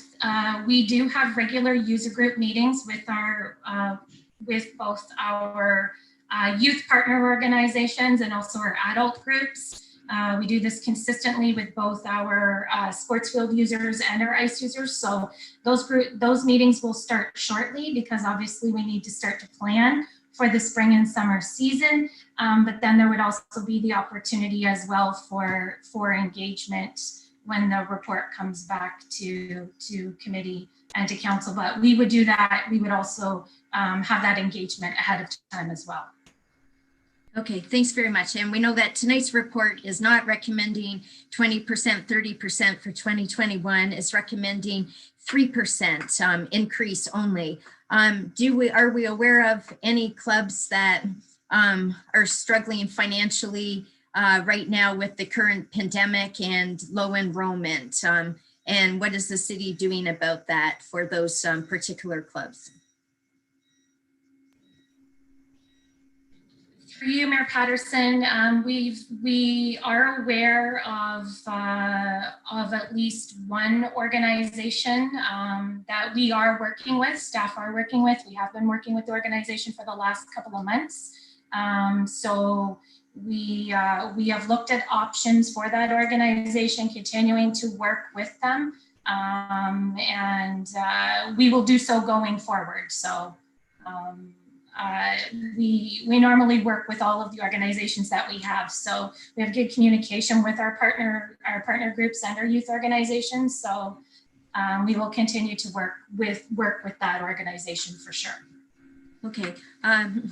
Thank you very much, Mayor Patterson. For my remaining time, I would just like to propose an amendment. So I understand like 3% is better than 30% for the soccer fields, 20% for the baseball diamonds, 3% is better. But because the pandemic has hit so many clubs, participants, and residents who will ultimately be the ones having to pay the extra fee increases, I just want to propose the amendment that we increase the fees for 2021 at 2% increase rather than 3% to try to remove the sting that much further by that 1%. Okay, thank you. So we do have a motion to amend moved by Councillor Rosanek, seconded by Councillor Hill. You can see it there on the screen, essentially in a couple of paragraphs, replacing a 3% increase with a 2% increase. Just so everyone's clear on that amendment. Councillor Rosanek, you have the floor. If there's, I think you've spoken to the amendment. If there's anything else you'd like to add. I just want one more question to staff. And it would be with the soccer field. So if we did do 2% and if COVID-19 is under control, like we don't have to just participate 10 people only on a sports field at a time, would we at 2% increase, would we still be able to maybe open up more soccer fields for playing than we did last year? Or what would be the big impact if we only do a 2% increase instead of a 3% increase? So through you, Mayor Patterson, that is part of the planning process that we go through, Councillor Rosanek, with the groups, and we do have requests out to them, and our staff are in communication with them. So it will depend on a couple of things. It'll depend on obviously where we're at with the provincial framework. And then it will also depend on their governing bodies for as well. So for example, with soccer, it would be the OSA, the Ontario Soccer Association. So what their regulations are at that point. When we started the 2020 season, as you may know, or I think as you mentioned, the soccer associations were allowed to have approximately 10 participants out on the field at a time, and that was for practicing. But then as we gradually moved forward in the summer, that moved towards team play. And that wasn't that one soccer association could play another soccer association. They had to play within their actual organization. So yes, if the need is there, and I'm assuming that they will start to register participants because they're going to want to plan for the spring and the summer. They'll start to register participants. And if the need is there, definitely we will open up the inventory to meet that demand. Thank you very much. Okay, so we have a motion to amend on the floor. Is there anybody that wishes to speak to it? Again, this is to the amendment only. So moving from a 2%, from a 3% increase to a 2% increase. So first I see Councillor Neal. Thank you very much. I want to thank the mover and seconder of this amendment. I think it's really critical that we encourage particularly youth sports, but all sports to continue through this really difficult time. We've gone out of our way to help small business, to help other groups impacted financially by COVID. But this, I would hate to see a year and a half or 2 years from now, hopefully things become back to the old normal and we have gutted sports organizations and they have to start again from scratch. For this reason, I think this is a sensible motion to amend, and I hope that enough people support it. Thank you. Thank you. Is there anybody else that wishes to speak to the amendment? Councillor Chappelle. Thank you, through your worship. I'm curious as to why the amendment is for 2%, where I would have preferred to see a 0%. And so I was just wondering if the mover can explain why she chose 2%, because I would prefer to have a much lower reduction. Sure, through you, your worship. It was because from the sports clubs I've talked to, they still did want access to more fields if everything goes well this summer and playing can continue. They would like to see more fields being offered to play, maybe not 100%, but more than last summer.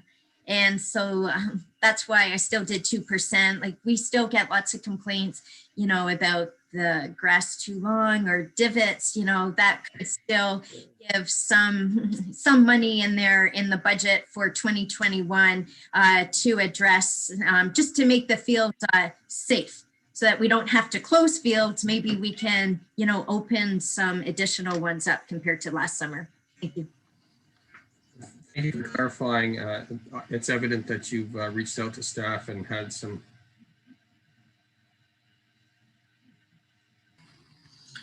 Okay, next is Councillor Hill.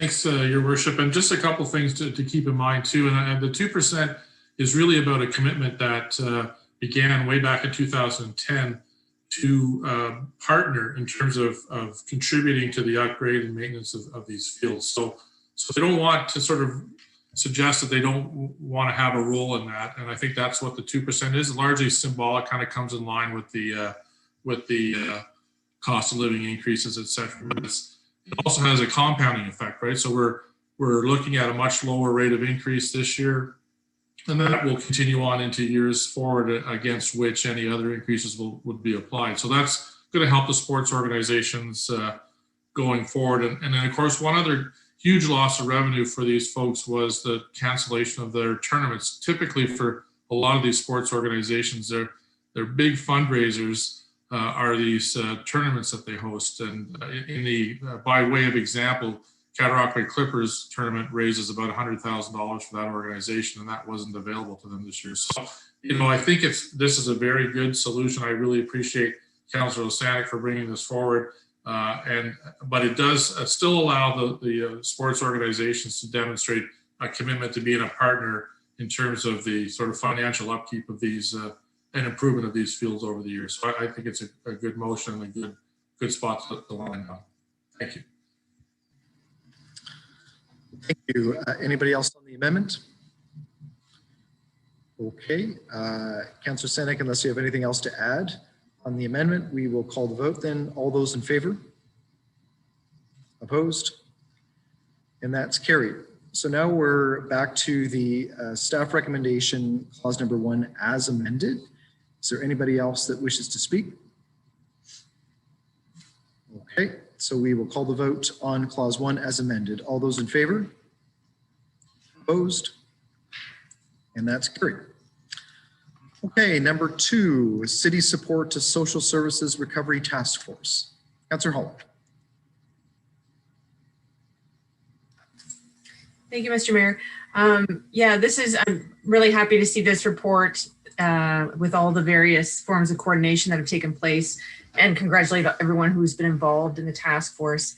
I have one question, just because there's mention of the ability to access sites for use of access to internet for students, and it just brought to mind one of the other gaps that we noticed during the pandemic, which was the availability of any washroom facilities, and that seems to be something that will continue to in the weeks and months ahead. I'm just wondering if that's something that came up with the task force, or if there were any thoughts on how various organizations, businesses, the city can ensure that there are that people have places to go. I mean, at the moment, City Hall is closed, so is there a strategy for that in the future?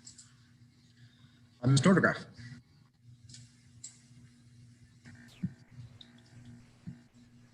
Sorry, just finding my mute button. For you, Your Worship. Absolutely. So obviously basic needs such as washroom facilities have been on top of mind during the pandemic. The city, in partnership with partners, have been able to support with portable washrooms. We also are in partnership with our community partners, always very mindful of the availability of washrooms.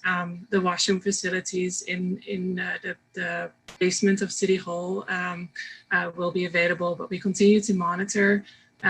We have a variety of warming centers that are available with washroom facilities as well. So it certainly is something that, because of the pandemic and the lessons learned, we have on right and center moving forward. So thank you. Just to follow up then, so the a number of organizations that are providing meal programs, et cetera, it's pretty clear that they're offering those kinds of services.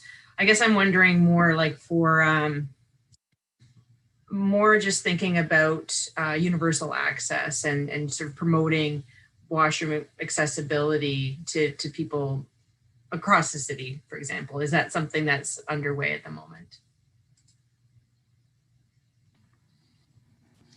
Through you, Your Worship. I cannot speak to kind of a broader kind of plan for washrooms. I certainly would say that as part of the, as a staff member that has participated at the Social Recovery Task Force, certainly has been a key item around kind of providing basic needs. So it certainly is something that we are taking away to make sure that we continue to provide those basic needs. And I'm sure also, CEO Hurdle probably also has something to add to that from kind of her perspective. CEO Hurdle. Thank you, and through you, Mr. Mayor. So Director Nordergraaf is correct that the washrooms at City Hall downstairs are open and available, so general public can use them. And washrooms in facilities that we have maintained open for public use, such as 362 Montreal, for example, would also be available. The challenge has definitely been around what I would call more of our recreational facilities, because those have been clearly identified as facilities that should be closed and not open for public use. So that has definitely been a challenge in terms of making any parts of the facility available to the public and still trying to follow the public health guidelines with the lockdown, which have definitely made things significantly challenging for city staff. Thanks a lot. Okay, next is Councillor Chappell.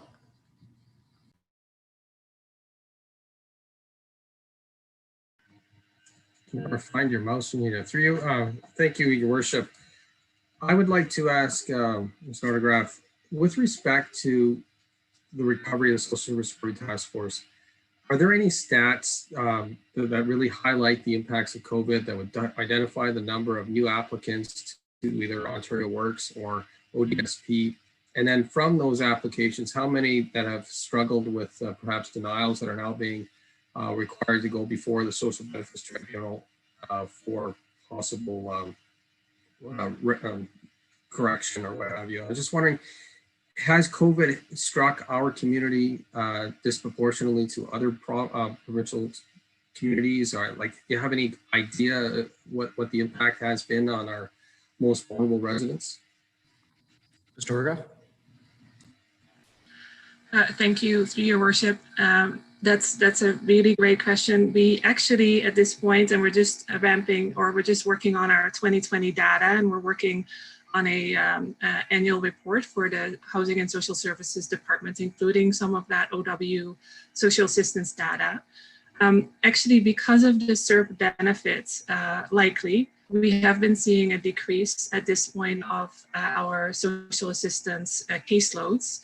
We do anticipate, again, obviously with the CERB benefits potentially ending at some point in 2021, that we will expect an increase and might even go above our 2019 and 2018 caseload. So it's hard to tell because of some of the benefits if we are where we are going, and we are definitely monitoring, and we will also use that information and come back to council and inform council on what we're seeing. We are obviously going through a lot of the provincial transformation with the social assistance departments. And it definitely will be part of that will be to look at how we compare and how we compare with other service managers. So it's a really excellent question. Again, I think the CERB benefits are kind of giving us, obviously really that picture of the reduced caseloads, but we do need to look at the shorter term and longer term impacts of the pandemic. And it's certainly something we're working through as a department, and we will inform council and provide council with updates on that. Thank you very much. Councillor Hutchison. Thank you, Mr. Mayor. I just have a comment, and that is I really wanted to praise staff for the work they've done with filling the gaps where the most acute needs are as best they can, with the help of the United Way and a whole range of not-for-profits. Some of them don't have very much in the way of funding, so if any. So as we saw in the report, and I'll just mention them because not everybody's read it. I don't mean the council, but I mean the public has not read it. The way in which transportation and volunteer drivers, some of our own people, the technology of using and wiping them and reusing them, and food programs in Market Square and the food hub and recreation programs, all trying to fill the gaps. And particularly of importance to me, coming from a cooperative sharing background in my professional life, is the benefit of group buying for discounts with other groups, and we're looking to widen that, expand that. And I think that's something the city should be doing because it's a real sign of community economic development. We've been backing and trying to do our best around different initiatives for the business community, and I support that. But it's good to see that staff have not forgotten that there are others that need supports as well. So thank you to them and their partners. Thank you. Okay, thank you. There's no other discussion on clause 2. We will call the vote. All those in favor? Opposed? And that's carried. Okay, on to clause 3, Social Services Relief Fund Phase 2 Provincial Holdback. We will call the vote. All those in favor? Opposed? And that's carried. And now clause 4, 2021 interim tax levy. Deputy Mayor, would you take the chair for a moment?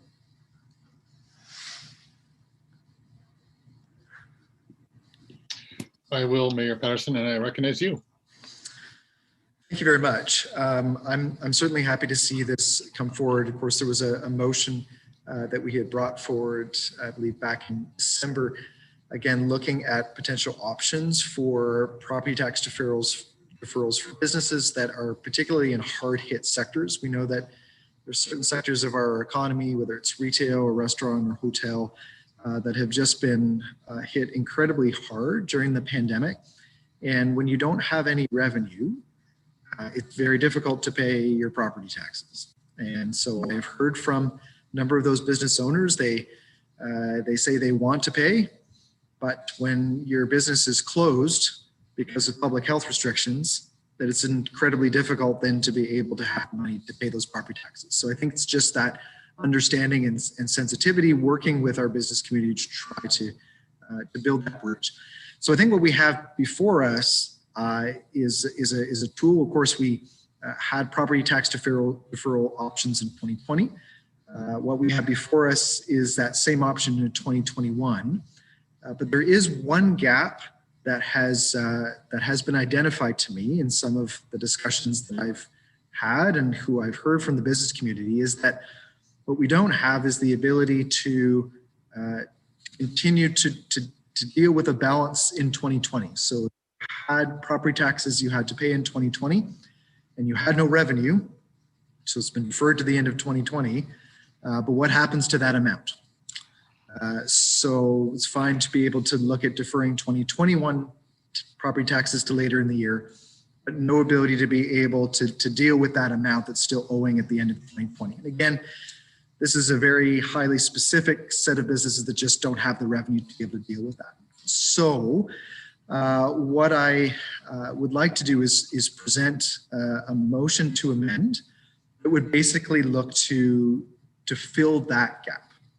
And it's, again, just dealing with outstanding balance of 2020 tax payments, again, for those businesses that have been incredibly hard hit during the pandemic, again, to be able to buy additional time for them to be able to pay that money off once they're allowed to open again. I think that essentially is the goal here. So you'll see there that I have a motion to amend. Deputy Mayor, if you're okay, if you would like to read it, Yep. but essentially is the crux of what this additional paragraph would look to do. Okay, thank you, Mayor Patterson. Well, I guess we'll read it. It makes sense to make sure we understand it all. Moved by Mayor Patterson, seconded by Deputy Mayor Osterhoff. The report number 18, clause 4, received from the CAO and recommended be amended by adding the following paragraph: that council directs staff to develop an additional tax relief program that would defer payment of any outstanding 2020 final tax billing installment and consider a further deferral of the 2021 interim and final tax billings for specific categories of small businesses that were subject to a significant reduction in their standard operating business hours and or allowable group sizes for most of 2020 as a result of provincial restrictions, and that staff report back with a recommended program to the February 16th, 2021 council meeting. So any discussions? I'm going to try to get everybody on the screen here. Okay. Would anybody like to? Yes, Councillor Kiley and then Doherty, I saw. Thank you.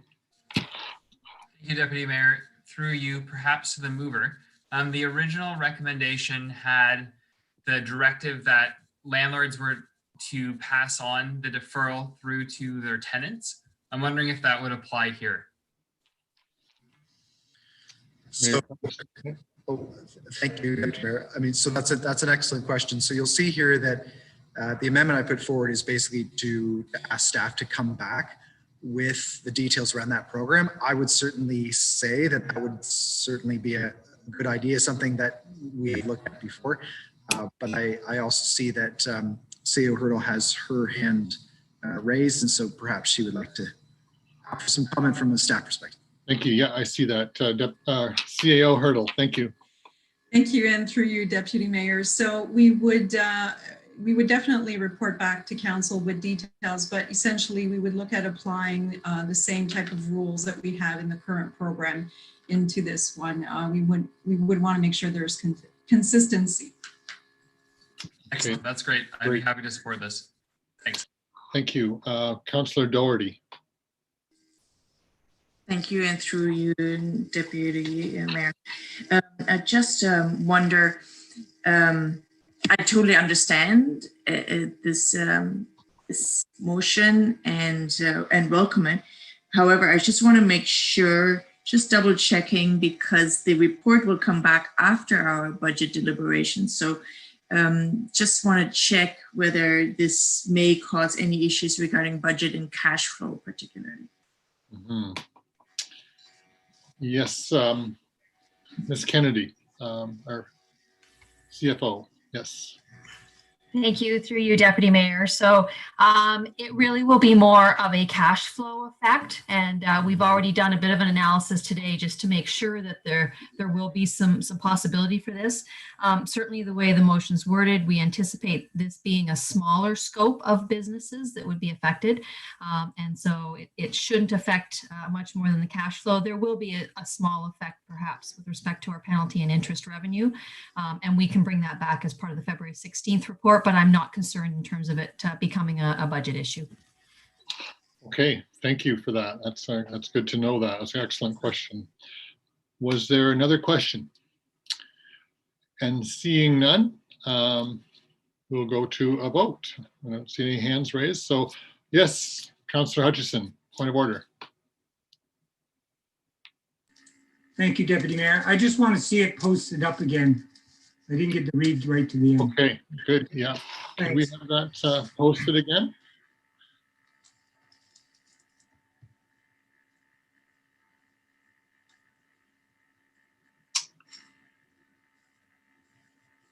Okay, there you have it. So I cannot see the whole screen with that here. So I will ask for a vote. Okay, now I can see the screen again. Thank you. All in favor of this motion? And we have.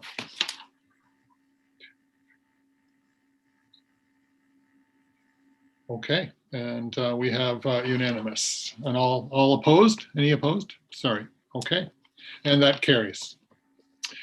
Mayor Patterson, I return the chair to you.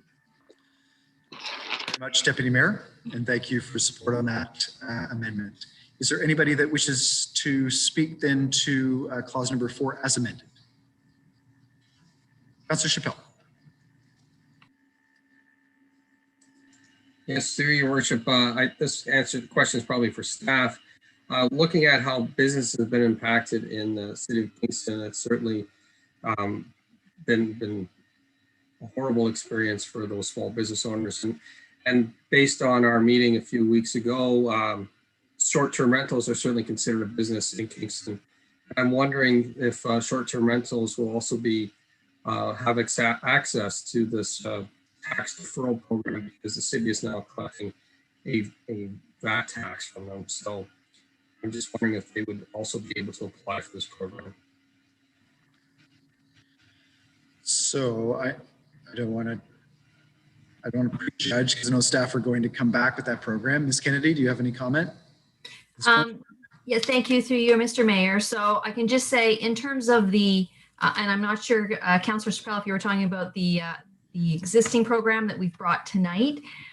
In terms of that program, it is for the small business commercial class that's under $2 million of assessment. And I would expect, and my manager of taxation is on the line and will correct me if I'm wrong, but most of those short-term rentals I expect would be under the residential class and would not qualify. And then as the mayor has said, we'll certainly take a look at what that scope of businesses might be in terms of this expanded deferral program, and whether or not that would include short-term rentals or not. Great, thank you. Okay, so with that, then we will call the vote on clause 4 as amended. All those in favor? Opposed? And that's carried. Okay, moving on to report number 19 from the Environment, Infrastructure and Transportation Policy. Moved by Councillor Neal, seconded by Councillor Doherty, that report number 19 from the Environment, Infrastructure and Transportation Policies Committee be received and adopted. Okay, so there are 2 clauses. Would anyone like them separated? Councillor Kiley, okay.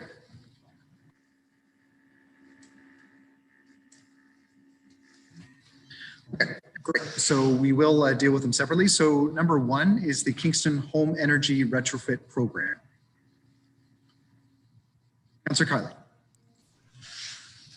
Thank you, Mayor Patterson. And through you, I was very pleased to read through this report. I'm not on that committee, so this week was the first time that I was looking at it. I think that staff have hit many high notes, reducing emissions, creating jobs in the community. But it is a fairly technical program that's being reported or asked for our support tonight. So I'm hoping staff could answer a few questions that would help anyone that's watching get a sense of what is really going to go on, or what we hope to when we hopefully approve this. So around the home energy program, can staff tell us a few of the key performance indicators that are going to be used to measure this program? So what exactly are we hoping to accomplish if this gets passed?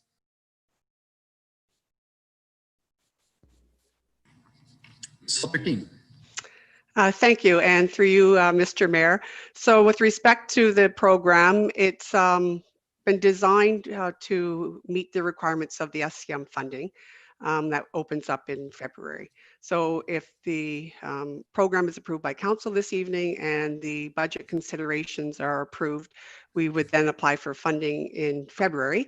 And key indicators would be output and outcome of the program, the number of energy assessments that are completed over the 4 years of the FCM funding, the amount of GHG reductions, are some of the examples. At the end of the 4 years, we would then evaluate the indicators and report back to council with refining the program if needed, and proceed with additional rollout of the program at that time. Okay, thank you. So for those that don't know, essentially the program allows people to use a small increase of property tax at their own volition to help pay for renovations and renewable energy sources on their own home. Is that correct? So through you, Mr. Mayor, yes. So the program through the FCM funding is really through an LIC program, although there's consideration of other funding through bank corporations, et cetera. So the LIC would be a program loan through the individual's property. It's not with the individual, but with the property itself. There would be grants if the funding is secured through FCM for where we could provide incentives for an energy audit where the individual then would be able to do the renovations. And the LIC would be then placed on the property. It's a 10 to 20 year loan program with very low interest through the FCM and through the city. And upon the repayment, then the lien is removed from the property. Okay, that's great. And does the city provide any legal support or documentation for mortgage companies that might be a bit leery of an LIC? So yes, through you, Mr. Mayor, with respect to the LIC and the mortgage companies, we learned a lot when we were developing the program through the City of Toronto, where they were one of the first municipalities to launch this. And some of the mortgage companies were leery of the program, and through FCM and through CMHC, they've done a lot of work with the mortgage companies to have them understand what the LIC is. So if the program is approved for the City of Kingston, city staff would work with the individuals, provide letters to the bank of what the LIC is, and certainly support that through the entire process. Great, thanks so much. I'm really encouraged by this and I hope we can pass it. Thank you. Thank you. Councillor Neal. Thank you very much. I really, really appreciate all of the hard work that Julie Salter-Kane and her staff have put into this program. Local improvement charges prior to this, and it was the previous provincial government that allowed this, and the current government that has allowed it to continue. Local improvement charges used to be only if a community came together for a new sidewalk or a new sewage system, whatever. And the nice thing about it is that it allows improvements to take place, and it allows people to take 10 to 20 years, in this case, it'll be 20 years, to actually pay off that. The interesting thing about this program, first of all, only the City of Toronto seemed to jump into doing this. I like to call them the city-state of Toronto because they have a much stabler capital budget ability than most municipalities. It's capital rich, but it's maintained over 20 years by constituents paying back a little bit every year to cover the costs. What they found in Toronto was, for instance, if you put on a couple of panels, you were actually saving more money every month times 12 than it was costing you at the end of the year. So this is an opportunity through revitalization. I know my house, I'm going to end up hopefully getting some additional insulation, but also the potential for adding a solar panel to my roof. And this is a program, I can talk about this in a personal way, because this is a program that's open to the whole community up until we expend all of the money. And it's a substantial amount of money that FCM is managing on behalf of the federal government to allow us to reduce our greenhouse gas emissions.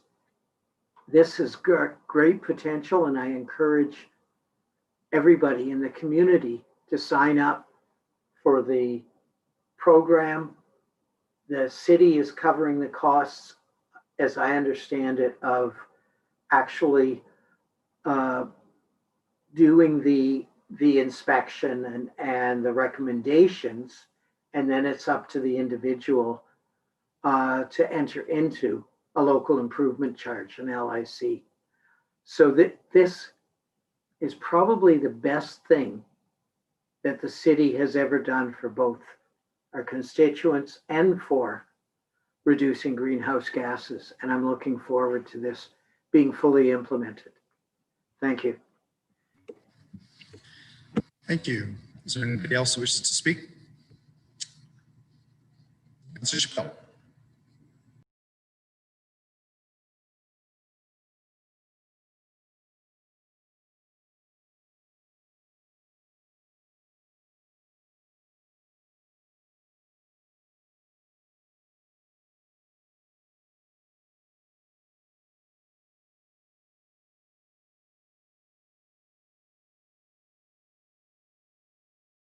I'm sorry, I've been having problems with the computer tonight.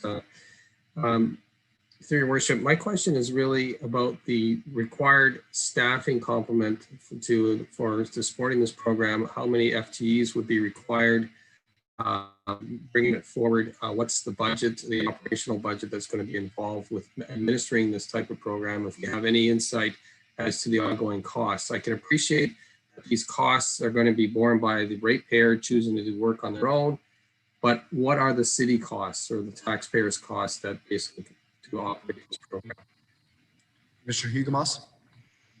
Thank you, Your Worship, and through you. And Julie or Dave Rowade on the call might want to add to this, but the costs are identified in the funding ask to the for the FCM funding, and that would include support for administration of the program. There is a certain amount of money budgeted from the city side, the bulk of which is in the loan program as well, that would be repaid. But depending on the results of the FCM application, then we will know what fully we will need in order to operate the program. It will be supported by our partners in the utility companies for administration of the program as well. and staff has done a good job reaching out with them, as these programs normally are. So there will be more details once we get the funding decision, and be able to provide the full program and the details to council for final approval at that time. Julie or Dave, if I need any support from you, please support. Thanks.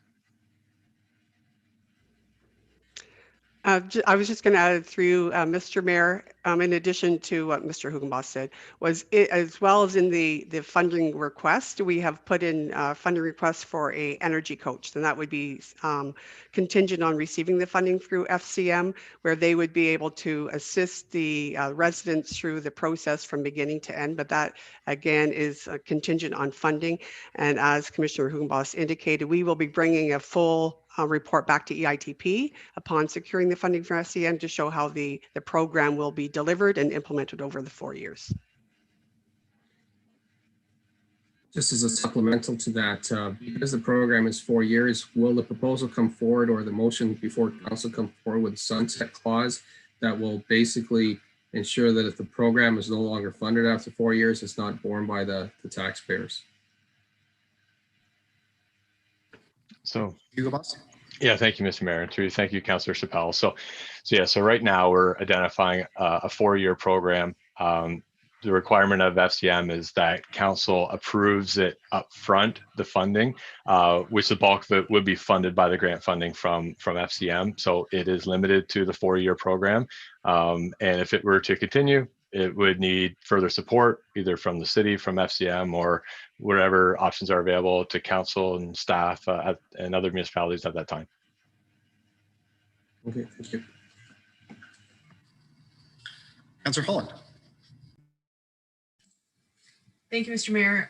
Yeah, I just wanted to speak in support of this. It's certainly for a number of residents in my area, both Kings Court and Rio Heights area, I've heard quite a lot from folks who are very interested and really sort of on the margin in terms of their ability to do the kind of work that would be required to see any improvement in energy efficiency, and but very concerned about these issues. So I think, and I'm sure there's people all across the city who would say the same thing, but if you look at some of the examples in the report, you'll see that there are some people who are paying a lot for their energy and in the city, and even for relatively small homes like some of the ones that we have in the Kings Court area, because they haven't had the ability to make those improvements. So just wanted to say this is a great opportunity, and thanks staff for their work. I look forward to seeing it. Councillor Doherty. Thank you, and through you, Mr. Mayor, I also would like to reiterate some of the praise that we have heard and the hard work that's gone into this. Particularly, I think it's fantastic for our community, because this is not only about, this will really substantially reduce greenhouse gases, but it will also, at a time when we need it the most, it's going to create between 200 and 375 jobs. And so that's really exciting news when we try to recover from the pandemic. And as Councillor Holland was just kind of alluding to, that it will reduce shelter costs for a lot of people. So the benefits are so many multi-layered benefits involved in this that I think it's really fantastic. And a lot of work has gone into this. And the report was very detailed. So thank you very much to staff. And I look forward to the rollout and hearing more and supporting the final product. Thanks. Thank you. I don't see anybody else on the speakers list, so we will call the vote. All those in favor? Opposed? And that's carried. And now to clause 2, Green Standard Community Improvement Plan update. We will call the vote. All those in favor? Opposed? And that's carried. Okay, we have nothing from Committee of the Whole information reports. We just have one, changes to Ontario Heritage Act Bill 108. We have no information reports from members of council. We have one item of miscellaneous business. that the resignation of Zoe Harris from Heritage Kingston be received with regret. Can I have a mover and a seconder, please? Moved by Councillor Neal, seconded by Councillor Hutchison. All those in favor? Opposed? And that's carried. And we have one new motion on the agenda, moved by Councillor Holland, seconded by Councillor Kiley.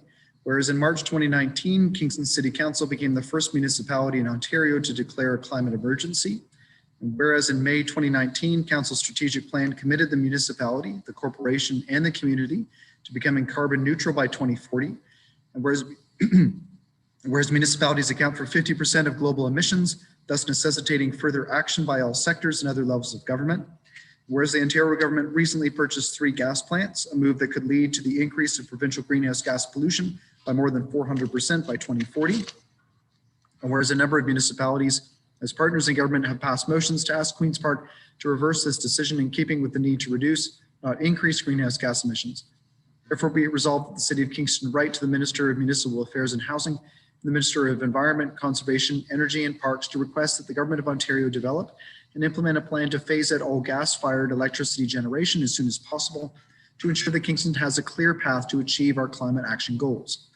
And that the City of Kingston write their respective portfolio critics, all party leaders in the legislature, and the Association of Municipalities of Ontario, requesting that the Government of Ontario develop and implement a plan to phase out all gas-fired electricity generation in order to reduce provincial greenhouse gas emissions as soon as possible.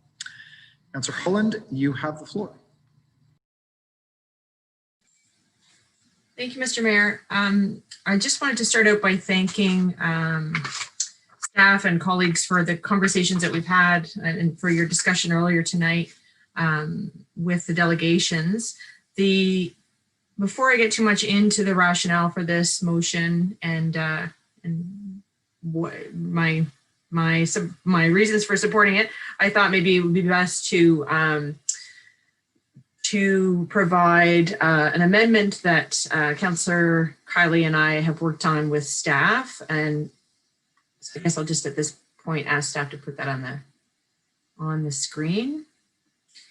So in conversation with a number of conversations we had, we started to realize that we weren't exactly asking for anything. This was more of an oppositional motion. And so we wanted to find a way to align with the city's climate change mitigation priorities. And in order to do that in a way that would be most beneficial to us here as a city and to our businesses and to our residents in the city. So the whereas clauses, or sorry, the resolve clauses are now the ask. It's difficult to see here. Oh, there it is. Okay. The ask is just being a bit more refined. So instead of has a clear path, we are including, excuse me. Okay. Okay, some of the wording is for clarity, although I'm struggling with the clarity at the moment. But really the one that's most important is the second resolve clause, where the ask is that we are, rather than just seeking the phase out of the gas plants in Ontario, that we are seeking to accelerate the use of renewable electricity supply and energy efficiency in all sectors. And then there's the taking the position that we're improving our competitiveness in this sector. So the reason for this amendment, as mentioned, so the motion as a whole does a couple of things, but I'll speak mostly to this. We're looking at improving the supply. So ensuring that the supply of electricity is as clean as possible. And this of course goes to our goals as a council, our strategic priority. But doing that, the amendment is seeking to clarify that so that we're doing it in a way that we're accelerating two components, the amount of supply of low cost energy, but also the energy efficiency and the cleanliness. So we're looking at cost and the cleanliness of the energy in relation to greenhouse gas emissions. so that's what we're seeking to do here with the second resolve clause. And I'm starting to be apparent that I need to speak to the main motion in some way in order to explain this. So I think I will use the rest of my time mostly just to talk about those two key points: the energy supply, the cost of the energy supply. We've heard from individuals this evening about the responsiveness of the supply and whether or not continuing on with gas is necessary for that reason. I think what I would note at this point is that we need to take efficiency into the equation. And the current direction is more about reducing cost and not so much about longer term objectives like the ones that we have as a council. And so we can do both, essentially. We can have, in the longer term, we can have clean energy at a reasonable cost. And in doing that, we can create, we can ensure that we are contributing to a sector that is renewable and that provides the kind of energy that we have said that we are looking for as part of our reductions. So I'll leave it at that for the amendment. I'm sure there's lots of areas to clarify, and just turn it over to the rest of my colleagues at this point. Okay, so thank you. So first we have a motion to amend that's been put on the floor by the mover and the seconder. It involves a couple of different wording changes in each of the two clauses. Now, it was up for a while. Is everyone clear, first of all, what those wording changes look like? Is there anybody that needs to see it again? Councillor Hutchison, you'd like to see it again? Can we just put it back up on the screen, please?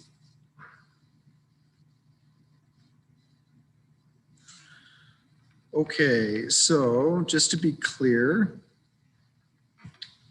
so in the first resolve clause, we are deleting has a clear path and instead inserting and other municipalities are enabled.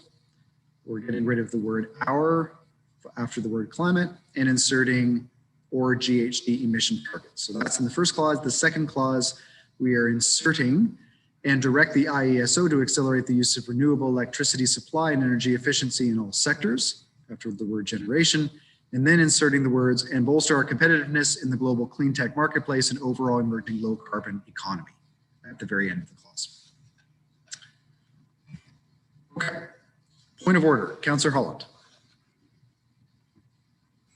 I'm sorry, I don't know if this is a point of order, but I'm just wondering if the clerks could put up the earlier version that actually had color coding. So it had the original motion with the sort of strike through to indicate where the changes are. That I don't think we have, I'm just looking at the clerks. I don't think that we have that available.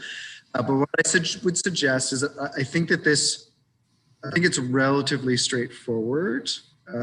So I'm just looking to see, is there anybody at council that does not understand what it is that the motion to amend is looking to do? It's basically just those wording changes that I just referenced. Okay, so I think everybody's good on the gist of the amendment. Is there anybody that wishes to speak to the amendment only at this point? Okay, not seeing anybody that wishes to speak to the amendment, so we will call the vote. All those in favor? Opposed? And that's carried. Okay, so now we are to the motion as amended. Is there anybody else that wishes to speak? Deputy Mayor Ostroff.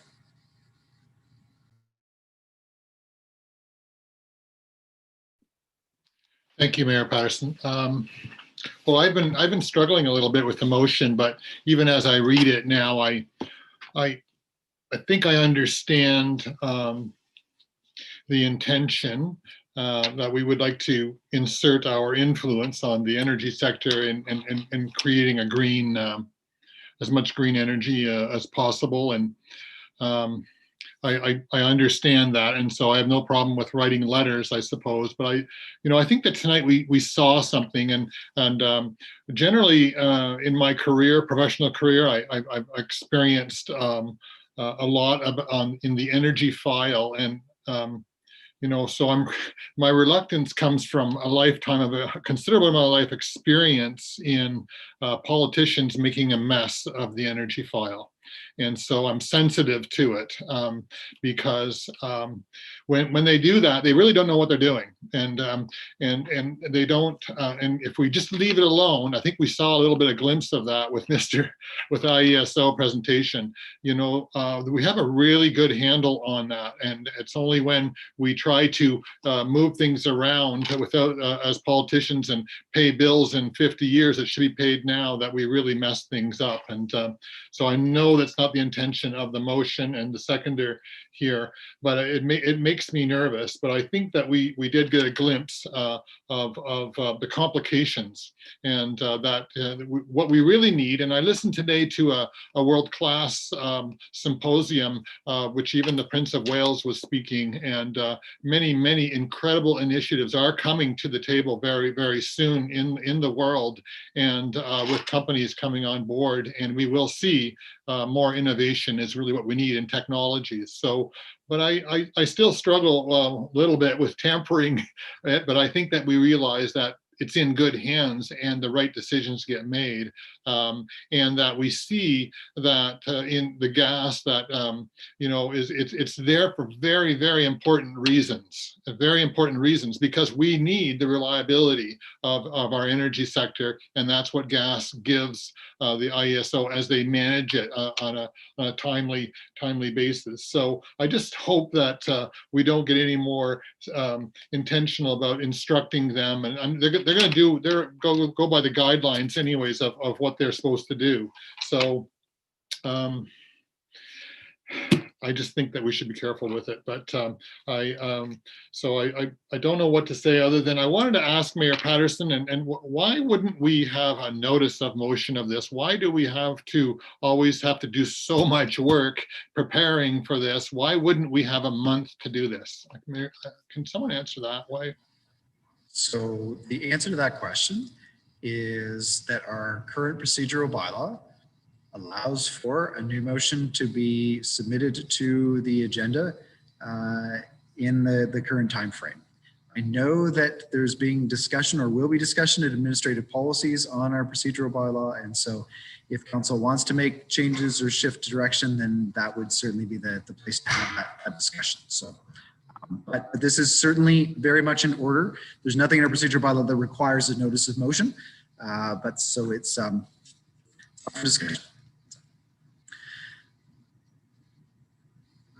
Deputy Mayor, you are now on mute, so we just. Oh, sorry. Not sure how that happened. So anyways, I'm concerned about that because I really feel that, as you know, we have to gather so much information, and it's only in the evening that we have council, that we are trying to put all our thoughts in order. And I think it can lead to decisions that we wouldn't make normally if we actually knew more about it. So I guess I need to review my notes again on that, on what we had tonight, but I think, there's, excuse me, Mayor Patterson. Well, I think that we saw the complication of it. So if it's just about writing letters and speaking in our intention to reduce greenhouse gases, then I guess that's all it really is tonight. So it's doesn't carry that much influence for me that would cause me concern. So thank you. Okay, thank you. Next is Councillor Hill. Thank you, Your Worship. And normally I would say that I'm not generally in favor of one level of government sending letters to the next level of government, telling them how to do their job or what to do. I mean, I think what concerns me about that is that somehow our voice sort of gets diminished the more often that we do that. But there are exceptions, and I would say that this is a good exception to that, because on two levels. First of all, we're showing the leadership, which I think our climate action emergency is calling us to do, and I think that's a good thing. But we're also supporting it with good works that we're doing right here. So we're not just saying to someone else to go out and do the work. We're doing the work too. I mean, the Kingston Home Energy retrofit that came to us tonight is a good example of many of these initiatives that are coming before council that are evidence, I think, of us doing this work. And so I think that gives us the standing and the credibility to be able to say to the next level of government, you have an obligation to assist us. You know, you look at the United States, and what a great example. We have a federal government that is so anti-environmental and so anti-climate change science. And yet the country as a whole has been able to dramatically reduce their greenhouse gas emissions because of the works of municipalities and businesses based on consumer preferences and all those sorts of things. So we're kind of that, I think, right now in a bit of a vacuum in terms of the leadership that we need to get this work moving forward. And by us encouraging them to do that in this kind of a situation, I think it's warranted, and I think it's a good motion, and I wholly support it. Thank you. Thank you. Next is Councillor Neal. Thank you very much. And I want to thank the mover and seconder of this motion. We've all been receiving frequently emails from people, our constituents, saying, you've declared a climate emergency. What are you doing about it? And tonight, we have a couple of very positive examples about what we're doing about it. The previous local improvement charges towards reducing greenhouse gases is an example. And as far as timing goes, we've always received the agenda, and unless it's an emergency motion, on the addeds, we receive the agenda on the Wednesday before. That gives us 6 full days to look it over, gives us 6 full days to ask the mover and seconder if they could clarify it. It gives us 6 full days to ask staff, can you give us these answers? So claiming that our 6 days isn't long enough, I would just suggest if we feel a legitimate need for more time. So Councillor Neal, I appreciate that you're addressing this, but I mean, this is almost a separate debate on our procedure bylaw. I did address it. I appreciate that. I'm trying to address some of the concerns that were allowed to be made. So. Well, there was a question that was asked. Maybe briefly, but just try to then stick to the motion after that. I appreciate it. Okay. So quite frankly, I think that this and the other actions we've taken tonight clearly address the fact that we unanimously passed a climate emergency motion a year and a bit ago. And so this is our opportunity to show that we mean what we say when we raise our hand to vote for something. And I want to, again, I appreciate Councillor Hill's remarks, and I appreciate the mover and seconder on this, and I truly hope it can pass and hopefully pass unanimously. Thank you. Thank you. Next is Councillor Doherty. Thank you, and through you, Mr. Mayor. I'd also like to thank the mover and seconder for this motion for giving us the opportunity to join 12 other municipalities in sending a message to the provincial government and the IESO. Because what we're going to be asking, what this message actually sends is that we're asking them to make their decisions through the lens of climate change. And that is a commitment that we as a municipality are also doing. That we are every decision, including the earlier when the task force for social services had a climate change lens to it, which was really fantastic to see. But I have to say, Councillor Ustorf is right. The whole energy file has been a real mess and complicated, and this has been going on since the 1960s because politicians are making decisions on an issue that is much more complicated. Delivering energy to our homes, including the peak and off-peak times and the fluctuation of energy that's required is complicated. And I think often politicians don't understand that. Having said that, this motion isn't interfering like that. The motion is asking for the provincial government, as I mentioned earlier, and the IESO to actually really think about climate change. Climate change is our #1 risk in the future and now. It is even more pressing than the pandemic. It is going to hit us and has already hit our economy, our health and safety. It is so dire and such a crisis that we really do need to make every decision that we make on all levels and all policies need to be made through a climate change lens. So I really embrace this motion.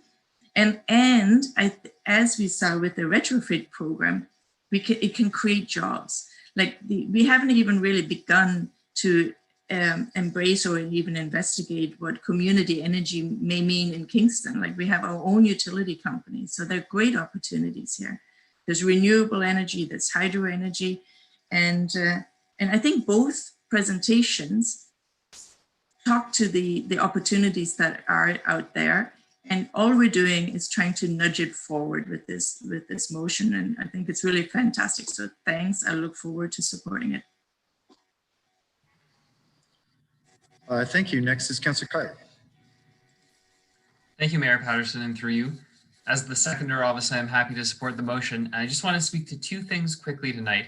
One is to respectfully but firmly push back against the notion that politicians shouldn't meddle in certain sectors. I fully agree, obviously, with Councillor Surhoff that we don't have the technical ability. So getting involved in the technicalities, I could see as a potential problem. And I think there are great examples in Ontario's history of when that has been problematic. However, there's probably a shining light, positive example of when politicians gave direction to get involved in the energy sector that we should remember that I think outshines the other not so bright times. And that's in 2007 when we began the transition off coal in this province.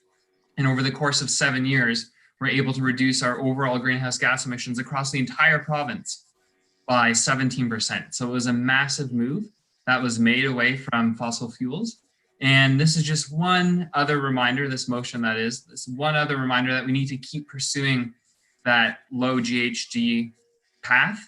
And as a partner with the provincial government, we're asking, along with the other municipalities that have been mentioned, to be able to do that. So there was a note by Councillor Hill about jurisdiction.